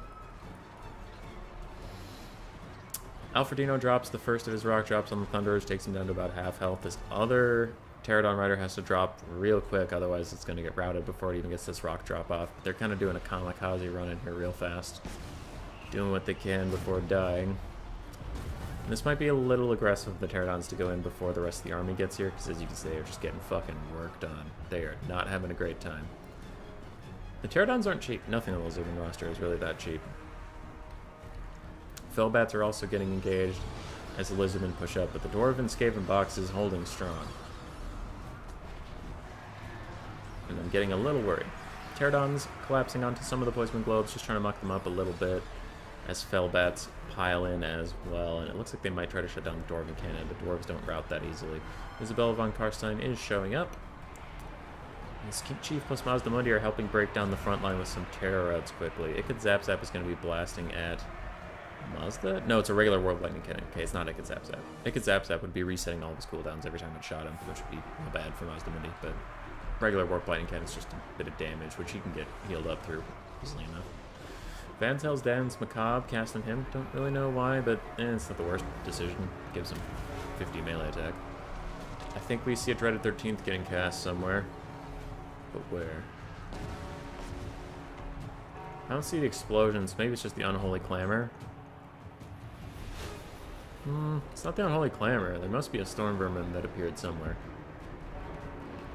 Oh, it got canceled. Now it's getting cast. Oh god, it's going to kill that entire Blake Scats Plague Pack. That's just a standard bearer. Actually, most of them are over there. They're fine. Cool, cool. Some Fellbats get nuked down. Mazdamundi is very low on leadership while he's almost at full health. That's kind of hilarious. And Grey Dwarf, Great Weapons plus... Yeah, they're here. They're fighting. They're doing okay. Blighting Cannon is really busting him down. Mazdamundi needs to get out of here. He throws down Apotheosis and to shield the old ones, but he needs to just walk out. There's no mass that can stop him from leaving, and he's currently fighting an Assassin, a Hell Pit, Blight Scabs, and Great Weapons, and Halberds. So he needs to just go. He needs to get the fuck out of there. Count's Guard take a brutal hit from the Ruination of Cities. Good cast. Also might finish off the Blighting Cannon. Meanwhile, Skink cohorts and Red Crested Skinks are pouring through the back line, trying to really harass down the Skaven. And it's looking good for the blue team overall. Lots of red glimmering HP bars. I mean, not HP, leadership bars. Who messaged me? Okay. Queden got the faction picks ready. Cool. Anyway. Focusing back, Mazdamundi is running away. He's got some more healing. But his healing cap's within sight, so that's a pretty big loss for the blue team right away, as lose that much health off one of their big, like, 3,000 plus gold single entities. So you hate to see that. Red Crested Skinks are trying to get in, but it looks like they're just going to get Poison Wind Globed as they run. Skink cohort should go into melee now that these Clan Rats and Spears are distracted. We are going to have a big banishment from Mazdamundi, it looks like. Should take out a bunch of the Dragonback Slayers if it's aimed correctly. And hopefully it won't kill the dogs as well. Skaven and Dwarves are slightly ahead on the balance of power. But we'll see how that goes after the Vampire count and Lizardmen healing gets factored in. Banishment's doing okay damage to the Dwarves. Yeah, pretty okay. All things considered. Poison Globe's gonna run away, while a whole bunch of angry Skinks hunt them down. And these cohorts on the far side with just all of this ranged pressure have really been annoying for the Dwarves to deal with, but looks like it's going okay as more and more dogs are disappearing. Red remains at the top of the... not at the top. Slightly favored in the balance of power. Overcasted Net from Mazdamundi is going to lock down the Hellpit Abomination that was probably chasing him, and he runs away. He has taken a ton more damage since we last checked in on our lizardy friend. He throws another Apotheosis at himself. Isabella von Karstein probably has to throw a healing his way if she hasn't already. That would be more effective than using Apotheoses, I would think. Hellpit and the Greyseer are going to be a problem as the game goes on. I'm not seeing a ton of things that can deal with it. The cohorts can deal with it with all their javelins if they have them left, but it looks like most of them have used those on other things at this point. And yeah.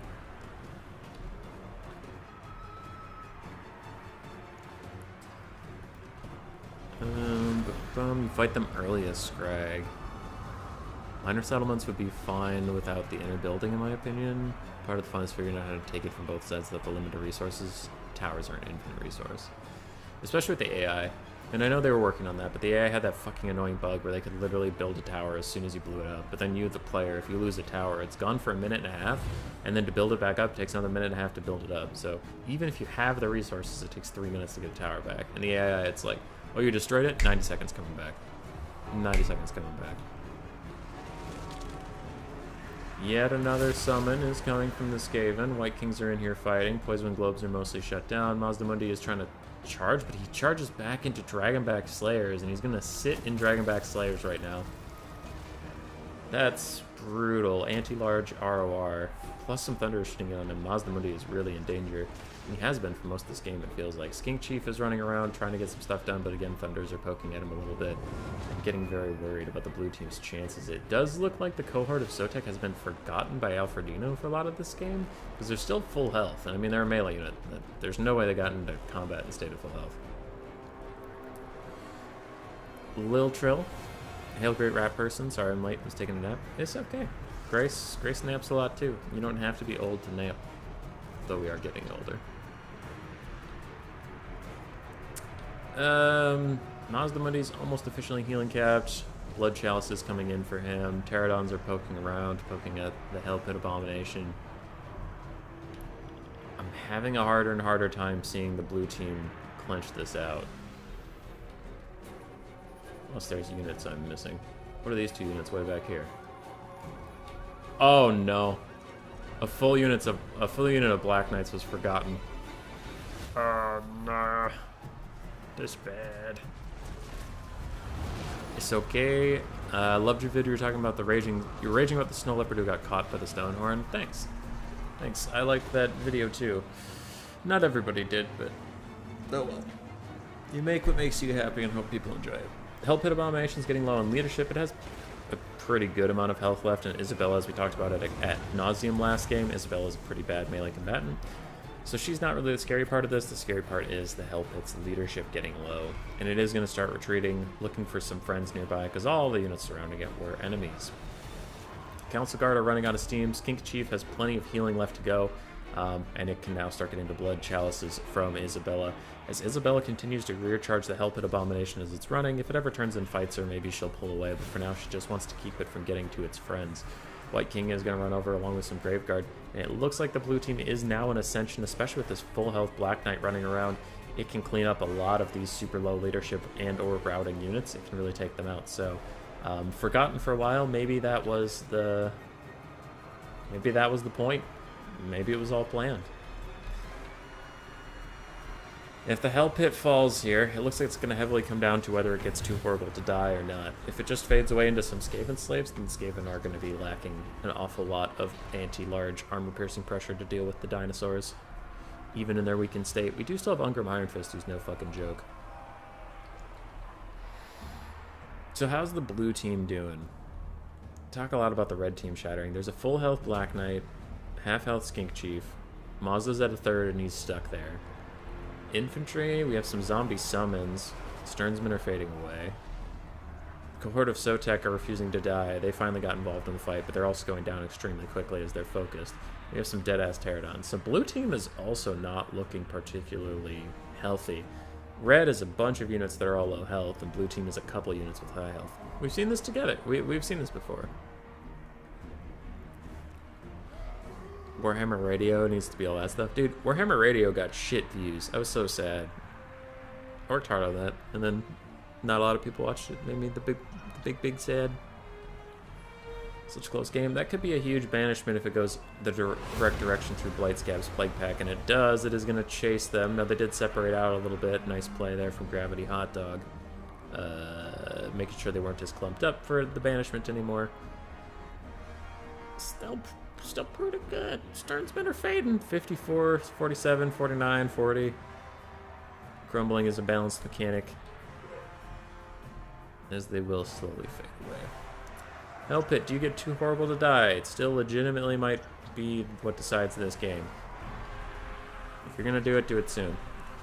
He gets charged on the side. He's getting close to breaking. Breaking would be the worst possible scenario for him right now. But we do have some Rat Ogres and a Gracier and an Assassin nearby. The Pterodons are going to get routed off pretty easily. I don't think they're going to rout this here Hell Pit Abomination. Overcasted Net of Amaton. But why?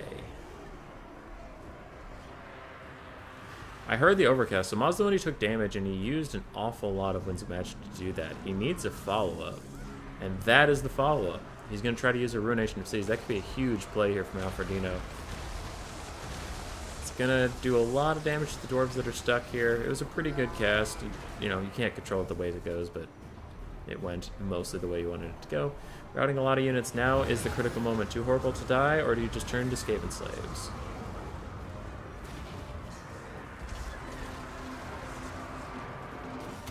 It heals. That was big. The Skaven needed that. Now it is routing, and it could be chased directly off the map. Who knows? Ungrim Iron Fist is way out of position.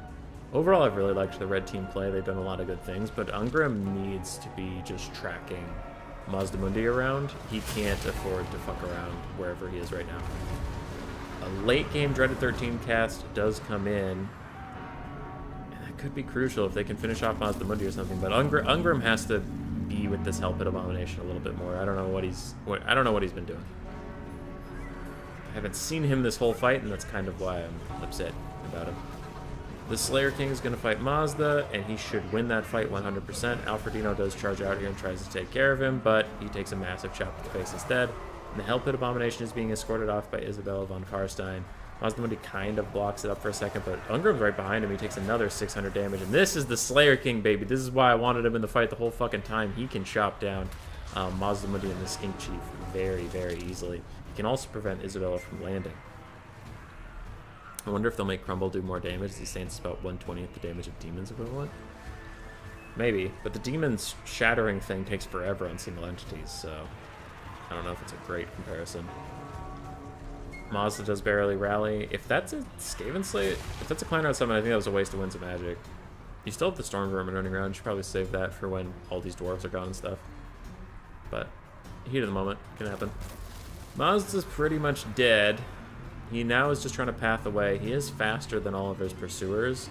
So if he can get out of here without breaking, he could actually just run away and be a leadership slash mage buff for the rest of the game, which would be fine for him. Hell Pit Abomination is still being chased. If it can rally, then red team will most likely win. And even then, red team will maybe still win, because Ungrim's about to body the Skink Chief like you've never fucking seen. Now, the Storm Vermin and Clan Rats will both fade. That is something to be concerned about, but I just don't see what here is going to kill Ungrim Iron Fist. The Ungriest, the Iron Fistiest boy. Skink Chief also needs to run away. They need to let their infantry do the fighting instead of sitting on these halberds and great weapons. And Alfredino is going to realize that and pull away now, it looks like. Isabella's hunting down the Hell Pit. That's pretty good. Just do that. Do that with your Black Knights and Isabella. Run away with everything else. Maybe leave your infantry to fight. Maybe not. Maybe cycle charge with the Skink Chief. But definitely don't stand and fight with the Skink Chief, especially not with Ungrim on your ass like that.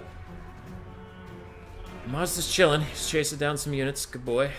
Skaven Assassin is running around, but while he does have stock and unspottable, it's not like it can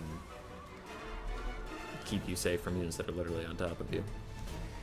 Hell Pit's still being run off the map. It has heal capped at this point. Who am I supposed to root for?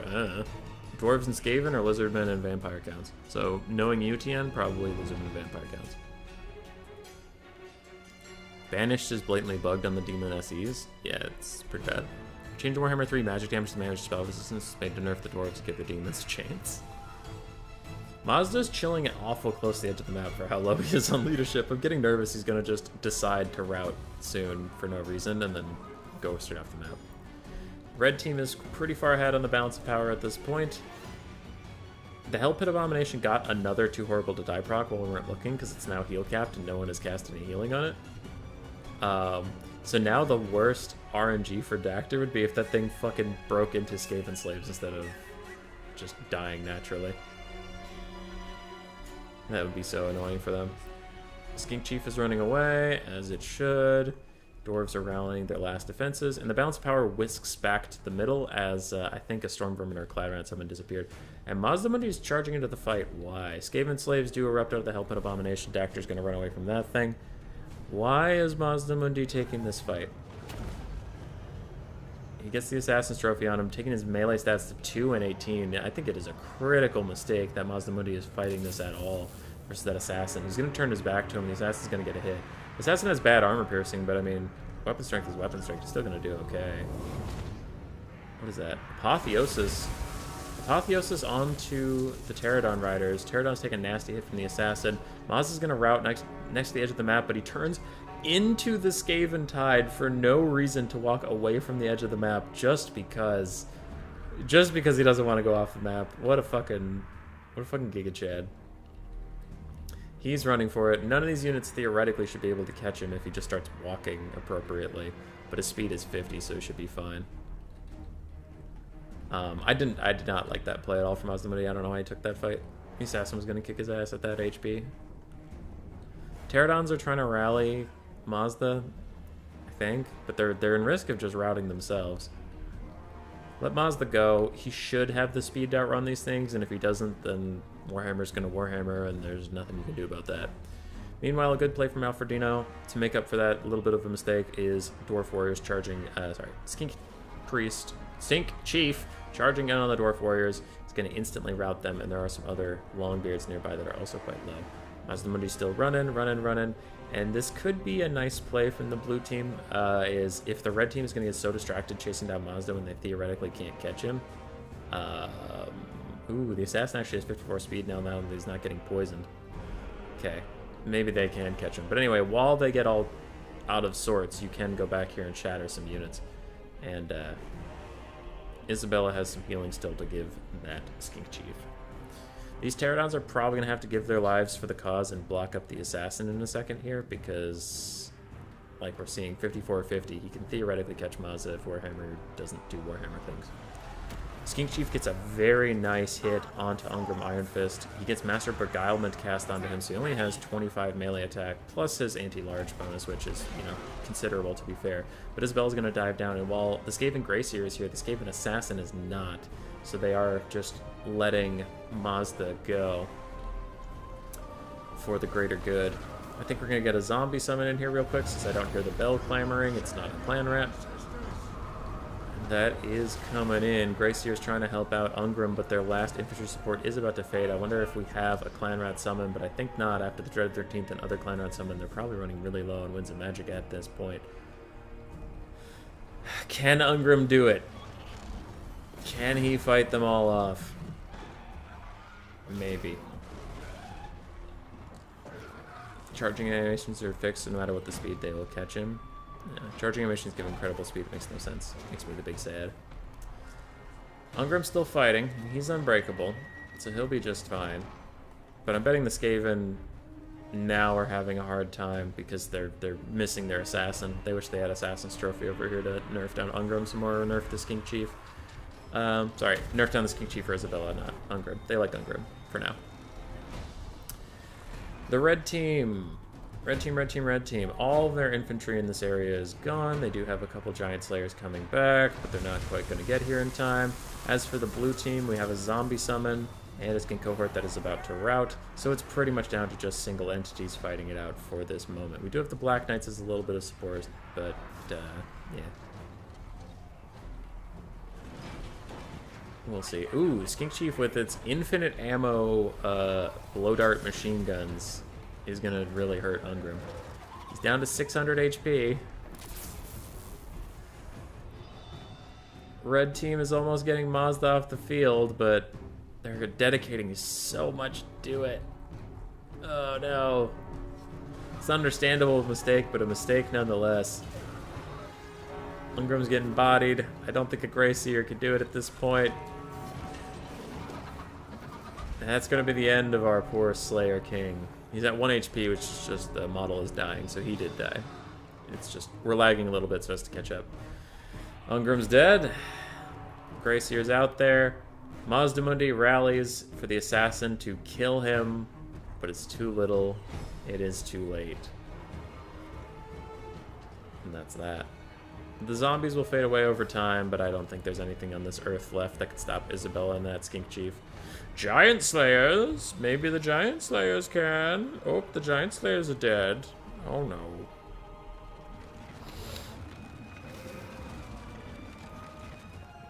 Two left.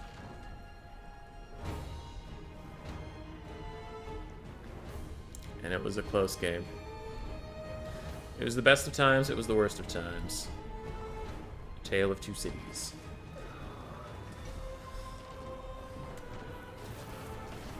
I don't think even having summons matters at this point, though, for the Greyseer. Nothing can kill that Skink Chief on a Dino. Nothing. Giant Slayer dies, army losses hits, and it's over.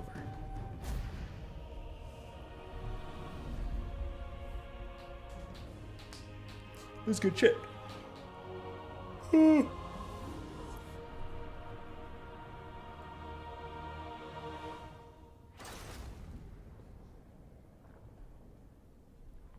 was close.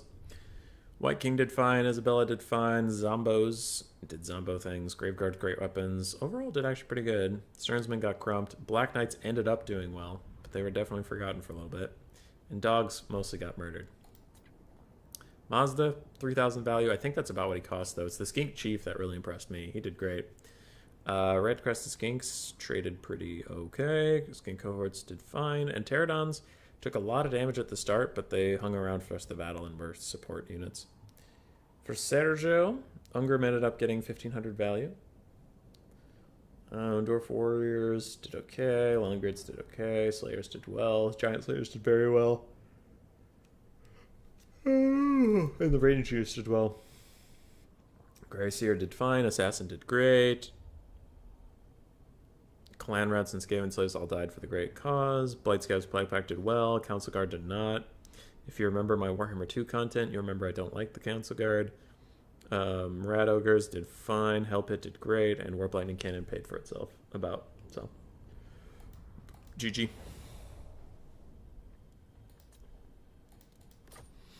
GG. It was a very good game. It was a monster mash. It was a graveyard smash. A monster mash.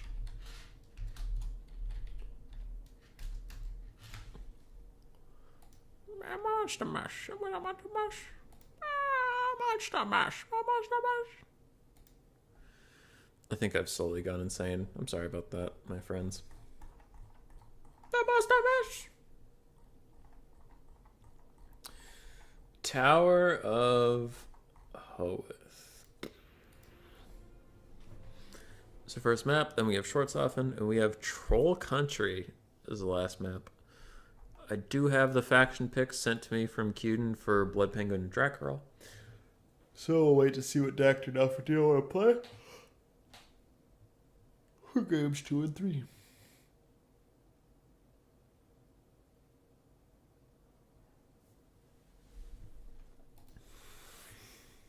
Getting knocked over actually helps foot characters because they have vulnerability frames. It's true. Pantalonades here, how you doing? Be thrown around, need to get hit first, they're thrown and hit back. Not necessarily. Cancer Guard sounds like an upcoming Nurgle RR. Am I okay? Been sniffing too much warp dust? I don't know, man. Might be just stuffed up, bro.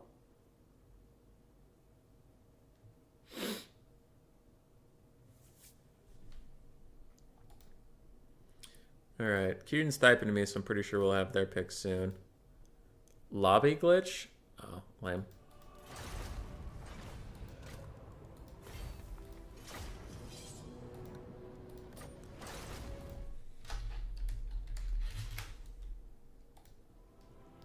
Alright, Blood Penguin's telling me there was a lobby glitch.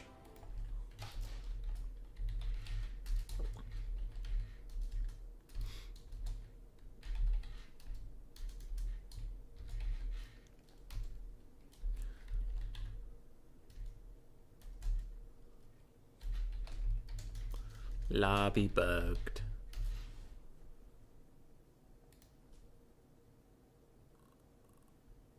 Well, fuck. Okay. Hold on. So they said to make a new lobby was bugged, and then people joined that lobby and they're fine?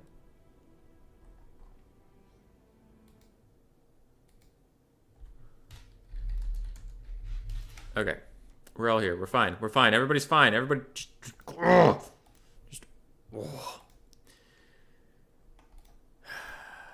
Now I have to do my work and stuff. So, we need to get Warhammer 2 on this scene.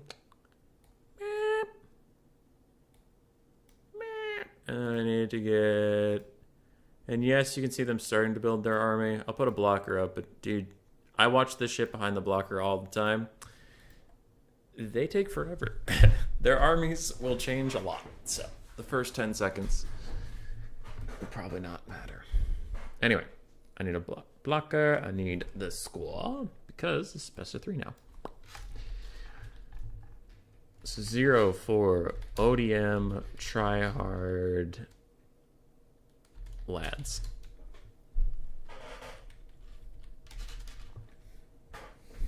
Followed up by the Blood Buddies. Because it's Blood Penguin and his friend. I don't know. But the ODM tryhard lad sounds too negative. We need the ODM elite goon squad. I like that. ODM elite goon squad.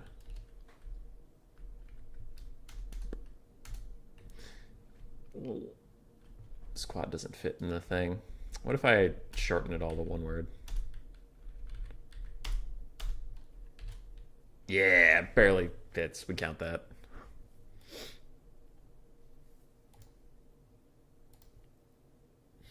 All right, we have all of our picks. The first game is going to be Lizardmen Vampire Counts versus Beastmen Empire. Ugh. And then round 2 will be Blood Penguin and Dracarel on High Elves and Bretonia. I imagine Blood Penguin will be playing Bretonia since it's his best faction. And then that High Elf and Bretonia will be versing ODMs, Greenskins, and Beastmen. And then game 3 will be Vampire Counts and Tomb Kings for Blood Penguin and Dracarel versus Wood Elves and Dwarves. Vampire Counts and Tomb Kings versus Wood Elves and Dwarves sounds abysmal. So that would be heavily favored for ODM. So ODM's probably going to win game 3 if it gets there.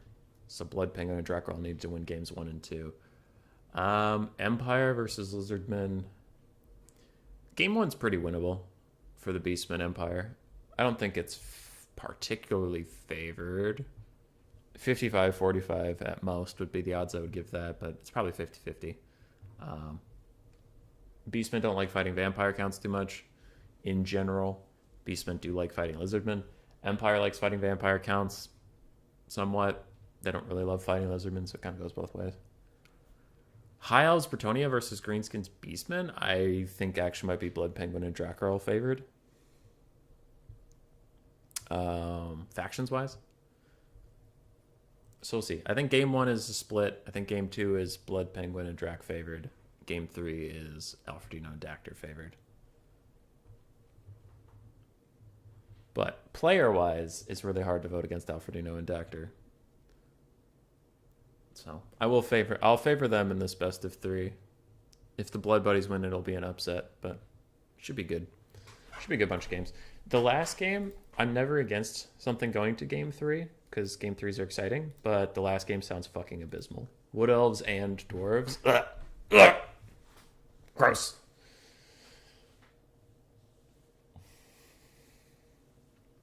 Cultists versus Terracotta Sentinels. Yeah, dude. I'm so upset at how many times versus Slaanesh I had 2 Terracotta Sentinels lose to 2 Cultists and a Herald of Slaanesh. Just like...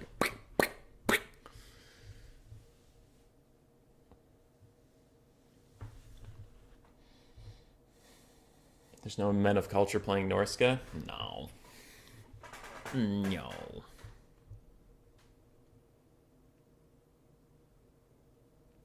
Beastmen enjoy fighting all, just not other Beastmen. Yeah, fair. What a sad state this tournament is in with no Norska. How could this be? People want to win, Matthew Coffin. They want to win. They want to take real factions. Is it tomorrow in the USA or was that yesterday? It is currently 2 p.m. in the United States, so... I don't think it is tomorrow. But it could be.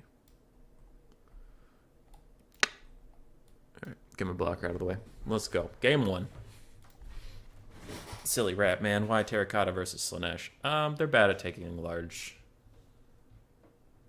They're bad at taking down large armor targets. And they're really good at flanking and killing ranged units. But alright, Zep. Alright. You do whatever makes you happy. Those small Slaanesh, as you said, pretty good animations. They do. They do.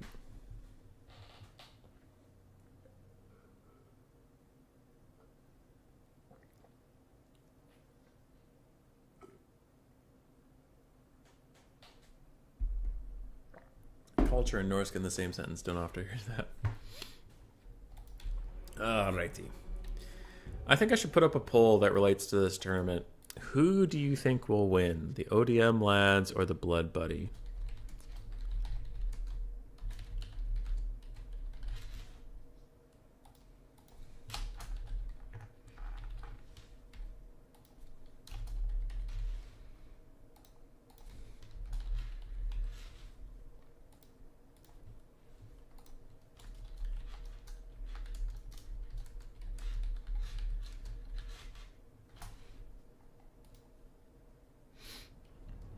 All right, who will win? There you go. There's your poll.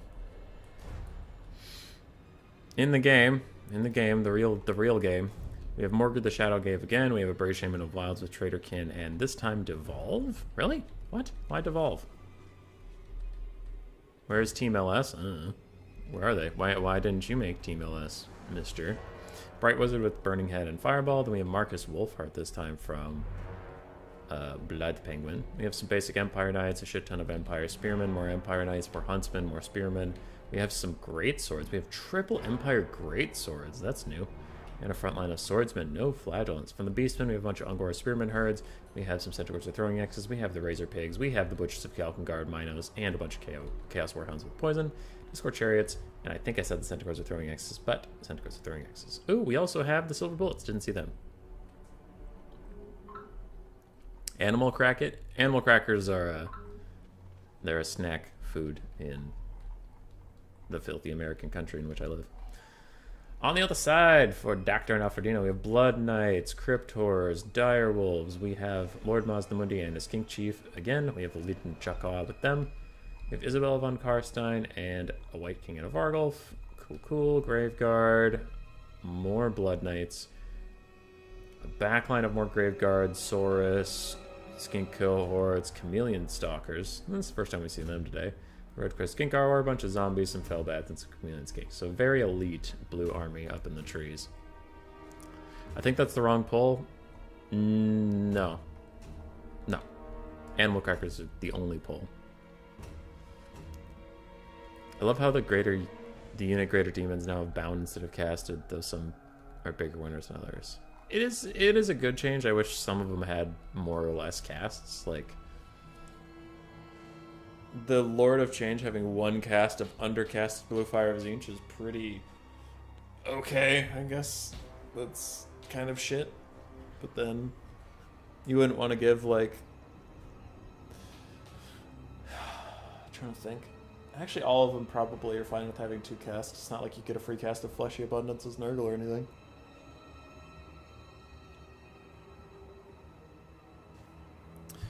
Cheerleader doth not dirty their hands from the sidelines. And you're the cheerleader, I see. Horses look really nice. Elements are huge. Nobody messes with them. Giraffe look awkward. And the other one was making fun of it, so I go to giraffe. Dude, the giraffe animal cracker is the best to eat because you get to bite off like the head and the long neck, and it's just, it's good. Lil Trill, that does make sense. Thank you. Thank you for that sane or insane rant. Leave us alone. Leave us alone with a heavy favorite in the vote. And we're off. I think we're going to see a bit of a rotation. These guys are probably going to come this way, and these guys are probably going to go this way. But eventually they will have to leave the forest. Ooh, and they're leaving the forest early. Oh, a big spooky dinosaur. Zlok looks like he's having such a bad time carrying Mazdamundi around. He does not look like he's enjoying it.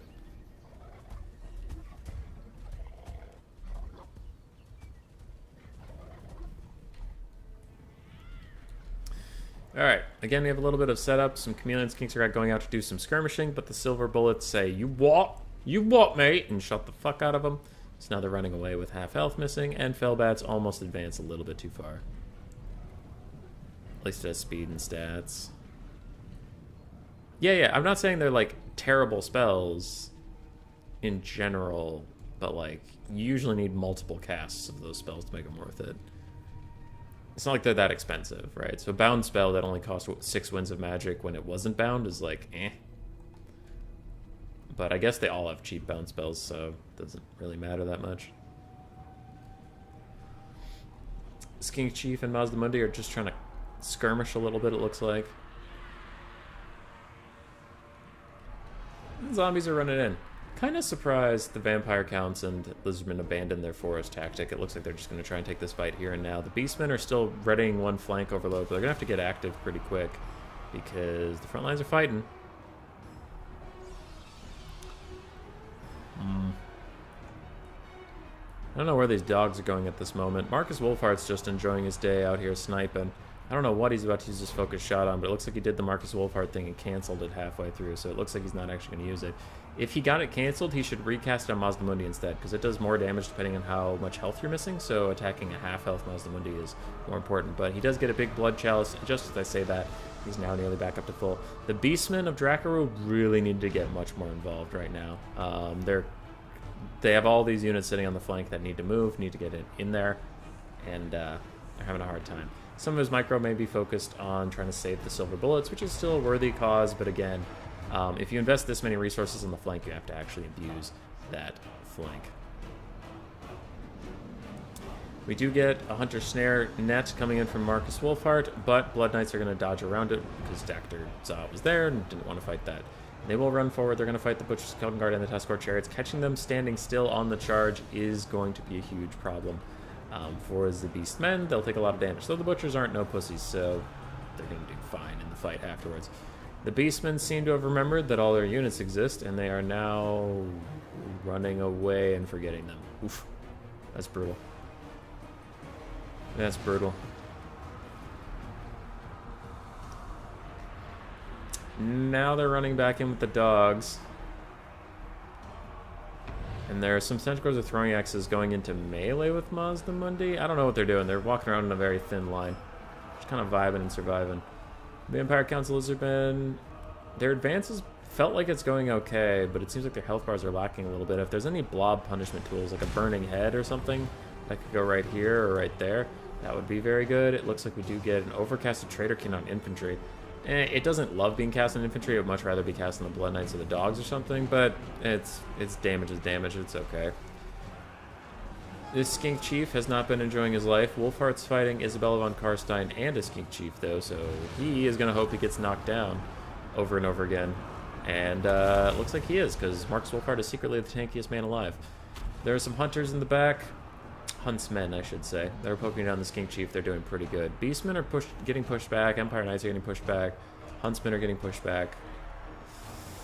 A lot of problems here. The blue team is still falling behind in the balance of power, which I find shocking. Like, maybe I've just been noticing the red mistakes and I haven't been noticing blue mistakes, but it feels like the red team has had a bit of jank in their orders. And a big Beastman blob here that needs to separate out.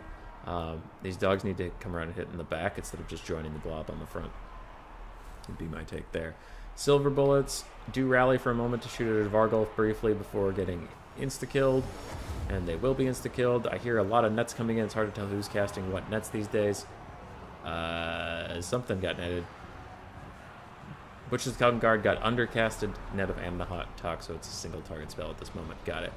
Huntsmen are firing over onto the Vargulf. They're doing more damage to their own Empire Knights than they are to the Vargulf, and I heard the ruination of cities, but I didn't get to see it, but it did kill off all these units in that blobs. There was blob punishment, just not from the side that I was saying should punish that blob. But, yeah, you don't usually want to send too many units into the same spot. Morgan the Shadowgave is fighting along the Butcher's Skeleton Guard in the Chaos Spawn summon. He's doing pretty good, but soon that summon's going to go away. It's just going to be him and the Butchers having a bad time. I think that's another Traderkin overcast onto Saurus Warriors and Graveguard. Again, not great. You might want to use it on either the Crypt Horrors or the Blood Knights, wherever they are, or something like that. Blood Knights, though, they don't look like they need a Traderkin cast on them because they're having a bad day all on their own. And Isabella von Karstein dives down to fight Marcus Wolfhart, who's surprisingly good in combat with 58-45 melee stats. And maybe some Empire Knight support. He can even trade back onto Isabella decently efficiently, though she has 50-65 for herself. Beastmen have some units that have rallied. They do need to be sent back into the fight. Please, please, please send them back into the fight. And I'm thinking blue team is going to start to pull ahead here, because the Beastman balance of power is always a little inflated, and their leadership will get low if Morgan gets sniped. Where is he? Oh, he's full health over here. He's fine. Butcher's Skeleton Guard are fighting infinitely with Graveguard and Saurus, and all this stuff is actually about to break. Tuskor Chariots are running over them.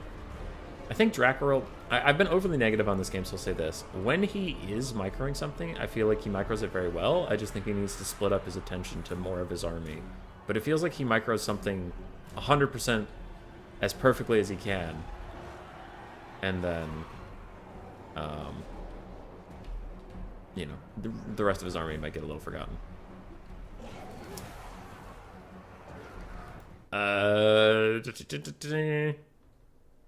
I'll catch up with chat in a second. Am I playing this one? I was. I played with Girl Metal and we got knocked out in a Skaven Dowie double mirror. It was brutal. Brutal. Silver Bullets are running into melee combat with the Vargulf. They're probably going to rout off soon, but it looks like they will, in fact, get one shot off. Marcus Wolfhart is still being the tankiest boy in the entire universe, running around. He finally takes a nasty shot in the back from Isabella von Karstein, and that'll probably get him to rout. It looks like his leadership is just wavering on the edge. Huntsmen are rallying and shattering on the far side there. And silver bullets might go too. Other huntsmen are rallying. They're going to try to poke in as well. But huntsmen are... Any ranged units are pretty bad at taking out Vargulfs because Vargulfs have such janky models that you try to hit. Wolfheart's still getting knocked around, but he's not getting hurt that badly. As I mentioned, he's like strangely the tankiest thing that there ever has been in the whole world. Centaurs with throwing axes, the bane of the Lizardmen everywhere do come up, and they're going to chuck at the Skink Chief. Mazdamundi is once again heal capped like we saw him before. It looks like Marcus Wolfhard actually took some damage from the Vargulf for once, and he is going to get chased off. The Empire has a lot of troops they also need to rally on the far side. But I don't think anything's going to get to Wolfhard in time. So Wolfhard is dead, and that'll mean the leadership of the Empire will cease to be a thing. Morgar's fighting, and he is perfectly fine. Butchers of Caldenguard are trying to stay in this fight as well. Cryptors are going to go away. But what can kill Mazdamundi? Not Morgar. Morgar's okay, but he's not going to do that on his own. Mick Rightface! Mick Rightface coming in here and shooting blasphemy.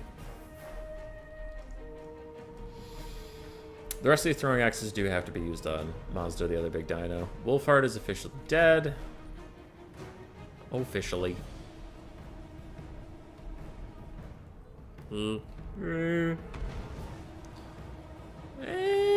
it's been pretty even. It's been a pretty good tournament today. A lot of close games. And this did end up being a close game, but I think the blue team has it now. I do think that their single entities are just going to psycho charge everything to death. There's nothing here that can really stop them effectively. Alright. Mazdamundi is quite heavy, so it's understandable. Zlak is having a bad time. Yes. Thanks for streaming Warhammer 2. I really missed 2, as most people stream 3, which I don't own, so I really don't understand what's happening. We have been trying to do a little bit of Warhammer 2 and Warhammer 3 content recently. We had a couple Warhammer 2 tournaments last week or the week before. So we're trying to do both. Always funny the gameplay, lore versus aspect. Mazdamundi single-handedly destroyed the Dwarf Empire by moving tectonic plates. Also, Mazdamundi dies to 1 unit of Slayers. Little Trill with the 20. Some Norwegian money to buy cheese for Ratboy. Woo! I like cheese! Thanks for the donation, though. That means a lot. Thanks, buddy. You're so nice to me. And I don't know how to properly express it because I'm an awkward individual in real life. Answer that, McBrideface saying long live Vent Ladder, which is mean. Essa Khalil, love your vids, man. Keep it up. There you go. There's a lot of positive support, and I don't know what to do with that because I'm just an awkward person. Okay, Centaurs with throwing axes, but without their throwing axes, means they're just kind of underwhelming melee Centaurs. Bright Wizards trying to get away as a whole bunch of dogs pile in to protect the scary magic fireman. And a Vargulf is going to instantly tear out them, and the scary magic fireman is going to be on his own once again. I really don't think the Empire and Beastmen have it left in them to beat everything left here. Vargulf is regenning. Isabella has more healing for herself. Mazda is heal capped, King Chief is heal capped, that's fair, but they really just don't have anything that can kill him, so it doesn't matter how close they are to death if you can't do any damage to him. Balance power shifting dangerously close to army losses for the blue side. I think as soon as Morgar routs, this game is over. So let's watch as he just faces all of the terrors in the world. And he routs, and army losses hits. Boom, boom, boom. Empire Greatsword's having more armor than Depth Guard while wearing half plate, most without a helmet. Oh, I forgot that that's true. And that is really, that's great. 3 is 2 flashing, godding, nothing looks real. Warhammer 2 does look good. Murph's here, give me that booty. No. Can't have it. Not allowed. Isabella got good damage in. Blood Knights got really good damage in. Very nice from them. Nice stuff by Dactyr for Alfredino. Mazda and the Skink Chief getting really impressive values again this time. I think Mazda was played a little bit better. A little more safe this time than the other. Marcus Wolfhart did great because he was silly. Bright Wizard did very well as well. The rest of the Empire Army kind of did okay. Damage values like mostly fine. For Dracaril, his Lord and Hero did just fine. The rest of his units, except for the Throwing Axes, struggled. Throwing Axes did really well, actually. And the Butcher's Caldenguard did well. It was a very close game. Ton of healing. Next map is Schwarzhofen. Then I will get the blocker up. Oh yeah, I'm not the host anymore. I don't have to worry about this shit. Okay. Blockers up. Change the score. The Odium Elite Goon Squad goes up 1-0. And judging by how close that last game was, in a matchup I thought would be even, I do think the High Elves and Bretonnia have a chance in this one. Because I thought this was favored for them. But I'm wondering about the micro on the other side. The High Elves are kind of a faction where you can have the focused micro that Drakrel seems to have. And again, seems to. I'm not watching his keyboard, but it just seems like he plays a couple units really, really well. So if he goes for a smaller build with a bunch of like High Elf Spearmen or like Rangers, Archers, things you don't have to micro a ton, and then you have a Goon Squad or some Chariots or some Monsters or something you can micro heavily, that might be an effective High Elf build. If we have wide Cav Bretonnia and wide Cav High Elves, we'll see. But that kind of build, the reason I'm stressing it so much is that kind of build is like, the reason I wasn't a great Cav Rush player, and I'm still not, like I'm getting better, but I'm not a great Cav Rush player, is because I have times where I like micro one thing too much and I forget other things, and you can't forget Cav or you're gonna lose. And that happens to me very often. So I worry about a full Cav Rush, and it's like, well, you gotta play it perfectly then. For Dactyr and Alfredino, I'm not actually sure what they're going to go with. I'm trying to think of how they want to fight this. I mean, Traderkin is going to be an invaluable spell, so of course they're going to bring that. But aside from such, I guess Savage Orc Biggins, Black Orc spam, maybe an Arachnarok Spider or two, though I guess the High Elves have a lot of archers, so they'll be fine. They'll be fine there.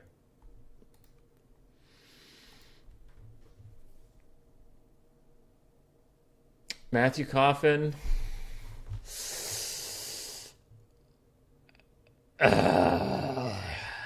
You are the bane of my existence. The bane. The bane. Warhammer 1 started out looking really gimmicky. Started out looking really grimdark. Warhammer 3 has mobile game vibes. That is true. I remember seeing the first couple trailers, and I was worried it looked too cartoonish, mostly on the campaign map, but I will give you that one. Hoppy, you're wrong and stupid. CWH2 is way more gritty. The models look so much better and not all pink and blue flashes. Oh, okay. Warhammer 2, yeah. Yeah, it's good. Warhammer 1 was dark. Warhammer 2 came out. People complained it was too bright. Warhammer 3 came out. It was so bright the light particles on the water burns my CPU. Yeah, they literally had to nerf how light it was. Good old Warhammer 2. It's true. It's true. Now there's 30 people here, and I'm expected to entertain you. But I have to go to the bathroom. How do we transition this so nobody gets upset with me? First, we tell Dactyr to change the map. Dactyr, change the map.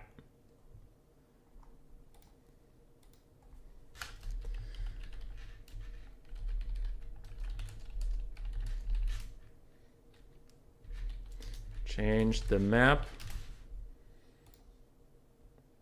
Cruel streamer brutally attacks innocent chat member.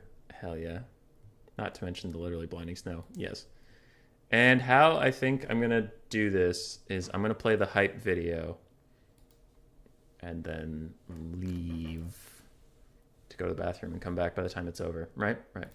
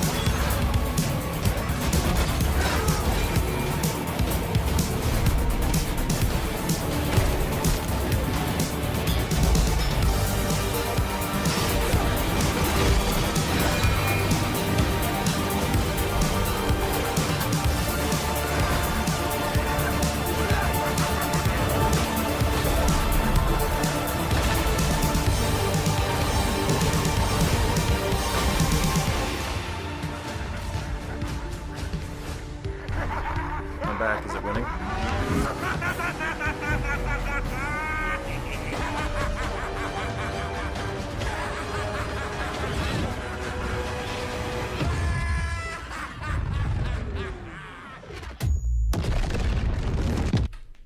What up? I'm back. Perfectly timed.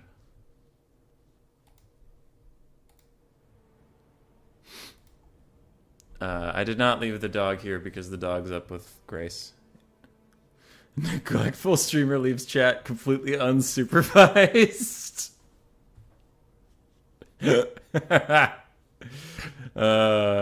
Tian, that's also pretty good. Yeah.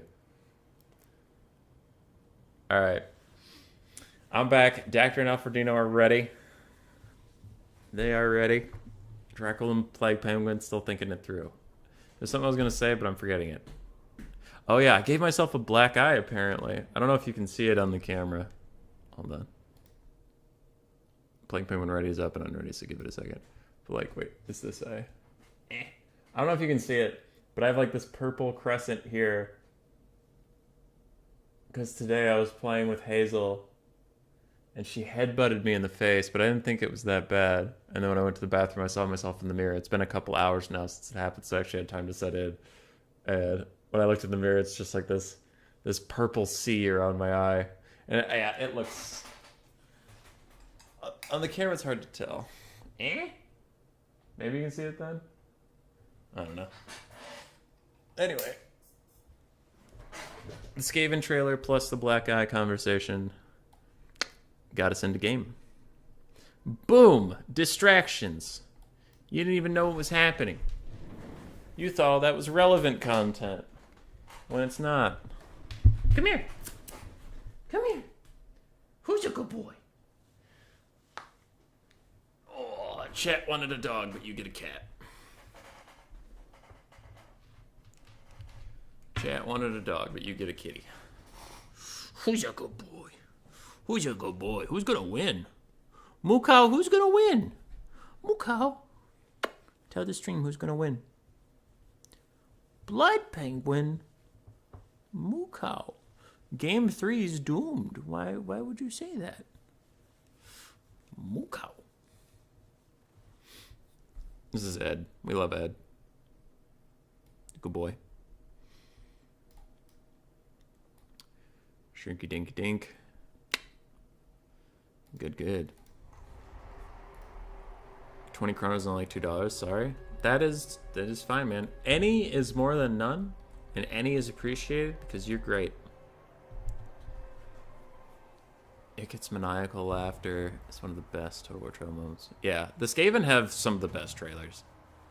Abused streamer needs assistance from chat, but his pleas for help go completely ignored. Chat's just going crazy. Alright. What do we got? It looks like the Greenskin Beastman army is more set up, so I'm going to go with them.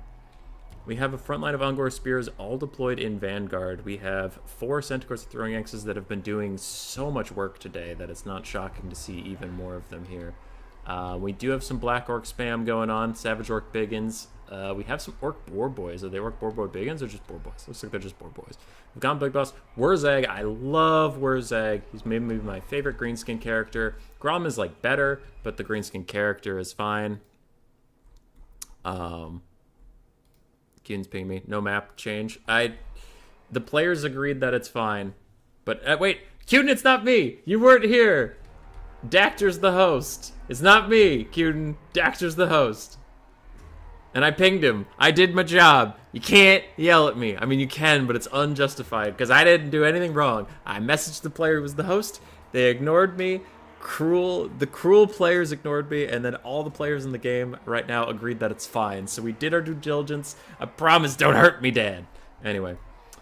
Goblins, Nasty Skulkers, Orc Boys. We have some Tuskor Chariots. We have Torox, the Brass Bull, and a British Shaman of Wilds. We almost made it through a whole day without seeing the boy, the lad. But honestly, I'm going to share a secret with you right now. I'm kind of okay with it. I missed the old broken shit. All right, we've had the new broken shit forever. I miss the old, broken, busted big boy. We also have a Manticore, but who gives a shit about that? Wurzag, I think I got distracted, but I really like him because his buffs apply to both armies. So whenever he casts a spell, he gives a lot of melee attack and stuff to both armies.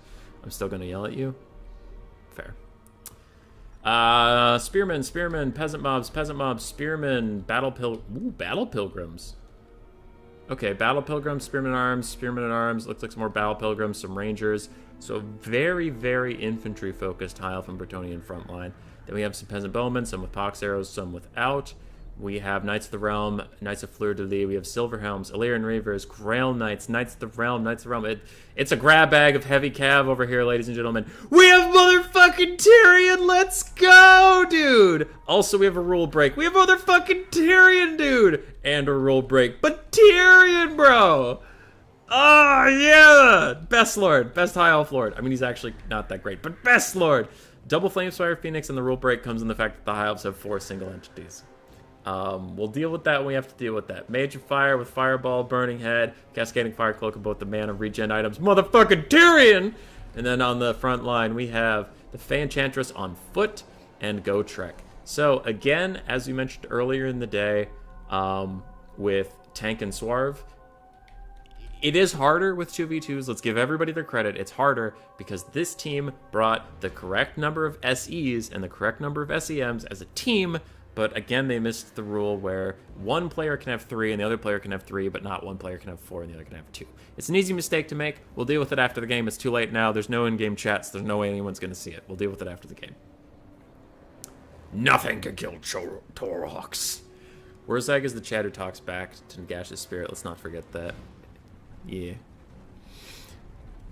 All right. So this kind of got what we wanted out of Drackwill. He has his double Flamespire Phoenix Goon Squad, not a lot of calves, so his infantry can mostly handle himself, and he can micro Tyrion and the Flamespire Phoenixes as effectively as possible. So I like that a lot. Blood Penguin has a much wider build, but we've seen Blood Penguin play in many, many tournaments, and he is extremely good, so I don't really doubt his capacity to handle Bretonnia across the map. Average Rulinor. Sheesh! Thanks, Valak. Double Flamespire Phoenix need to get a little bit more active. They're currently slightly AFK, and they do need to be bombing. I wouldn't hate for their bombing runs to be used on Black Orcs or Savage Orc Biggins, especially Savage Orc Biggins as they are unarmored. They'll take a lot of damage.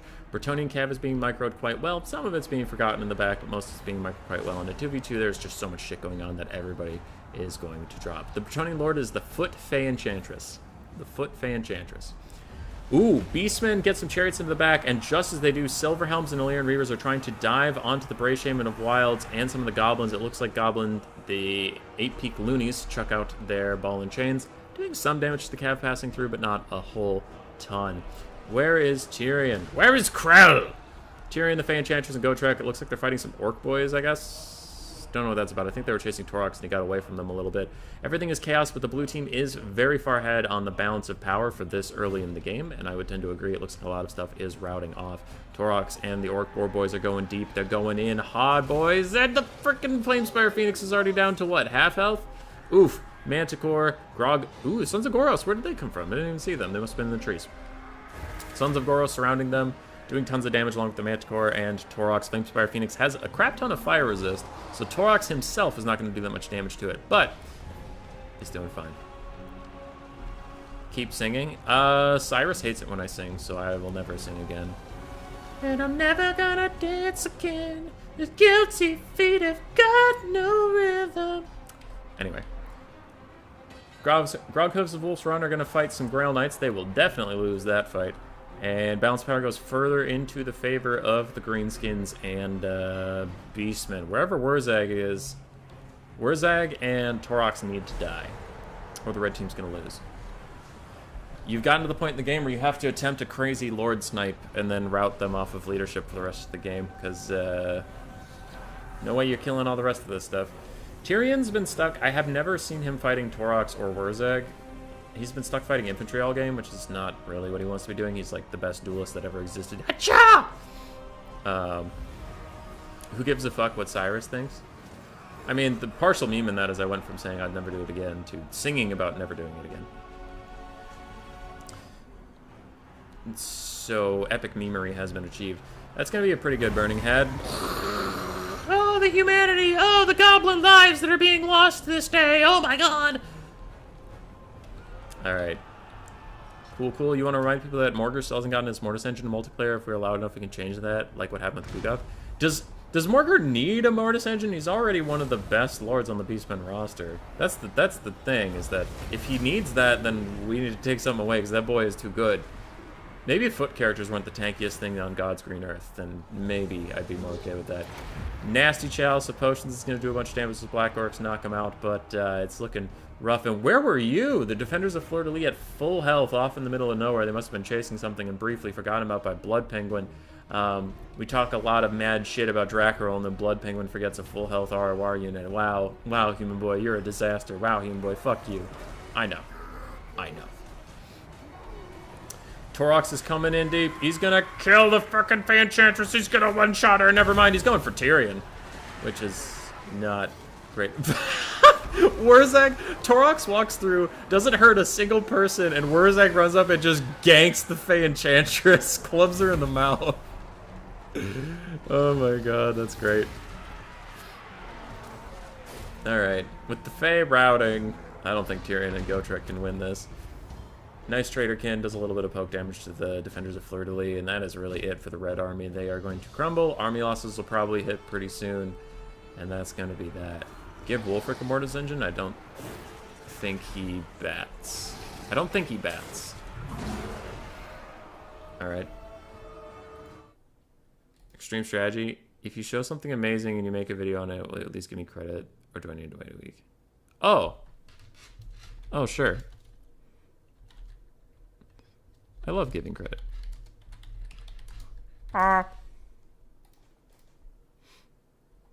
Rocket Row playing a Vermin League game. Anyway, sorry, not to get distracted. Somebody messaged me, and I was worried it was about the game. And it was not about the game, but then it was interesting. Gotrek gets his healing proc, and that is definitely going to change the result of this fight. Oh, wait, he died. GG.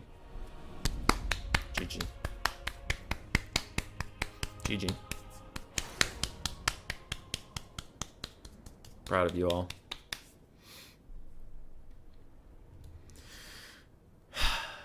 Dactyr and Alfredino win today. I think we can all agree this is the worst timeline. I don't accept it. I retroactively banned them from the tournament. You know who does win? Krell Metal and Human Boy. Wherever you are, Krell Metal and Human Boy, congratulations on winning the fucking tournament today. You guys are Giga Chads. You're the best. Greatest ever. Greatest players. Yeah. Looking at the values, nothing really stands out to me that crazy. It was a pretty quick game. Lots of murder, lots of death.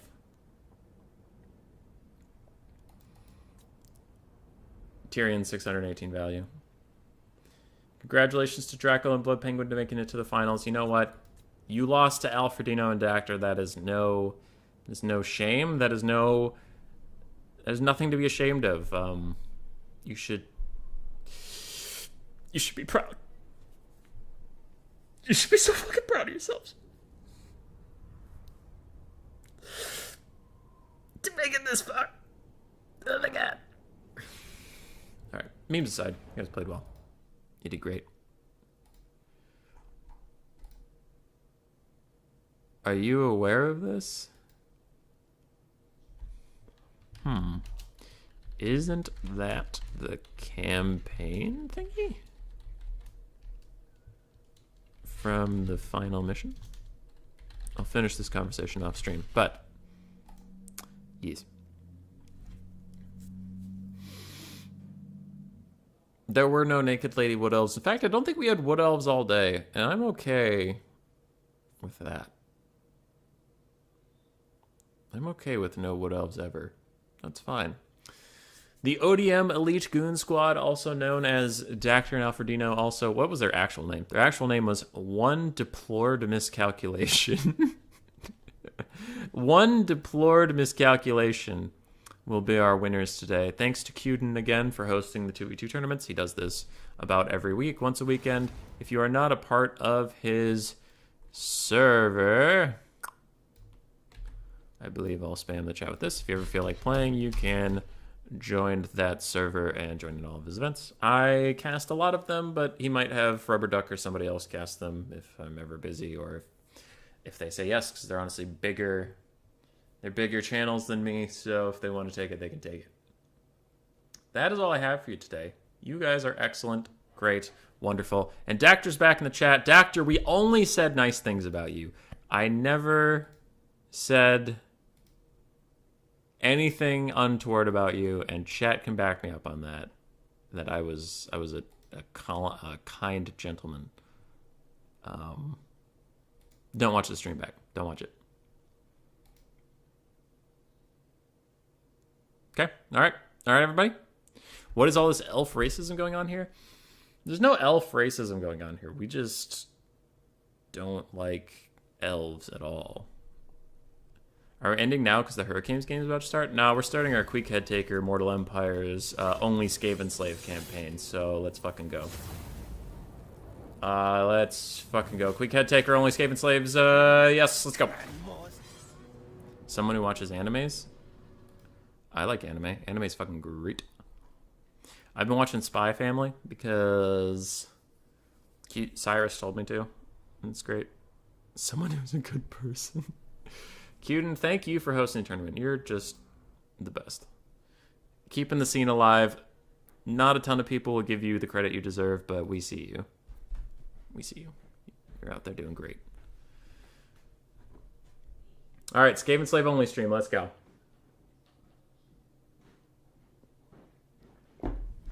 Grace? Yeah?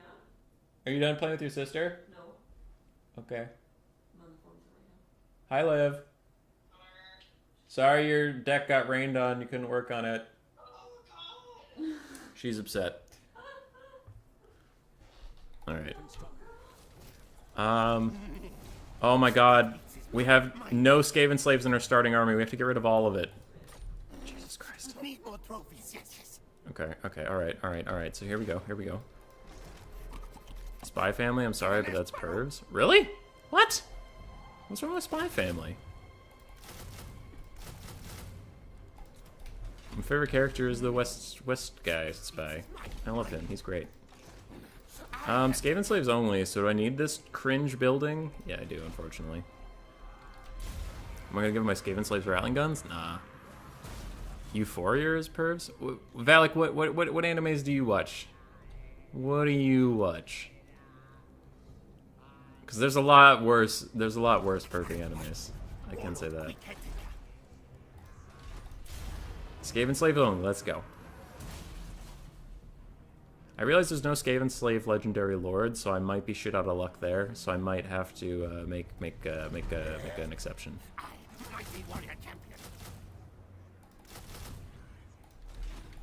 Okay, two more turns, then we can march out.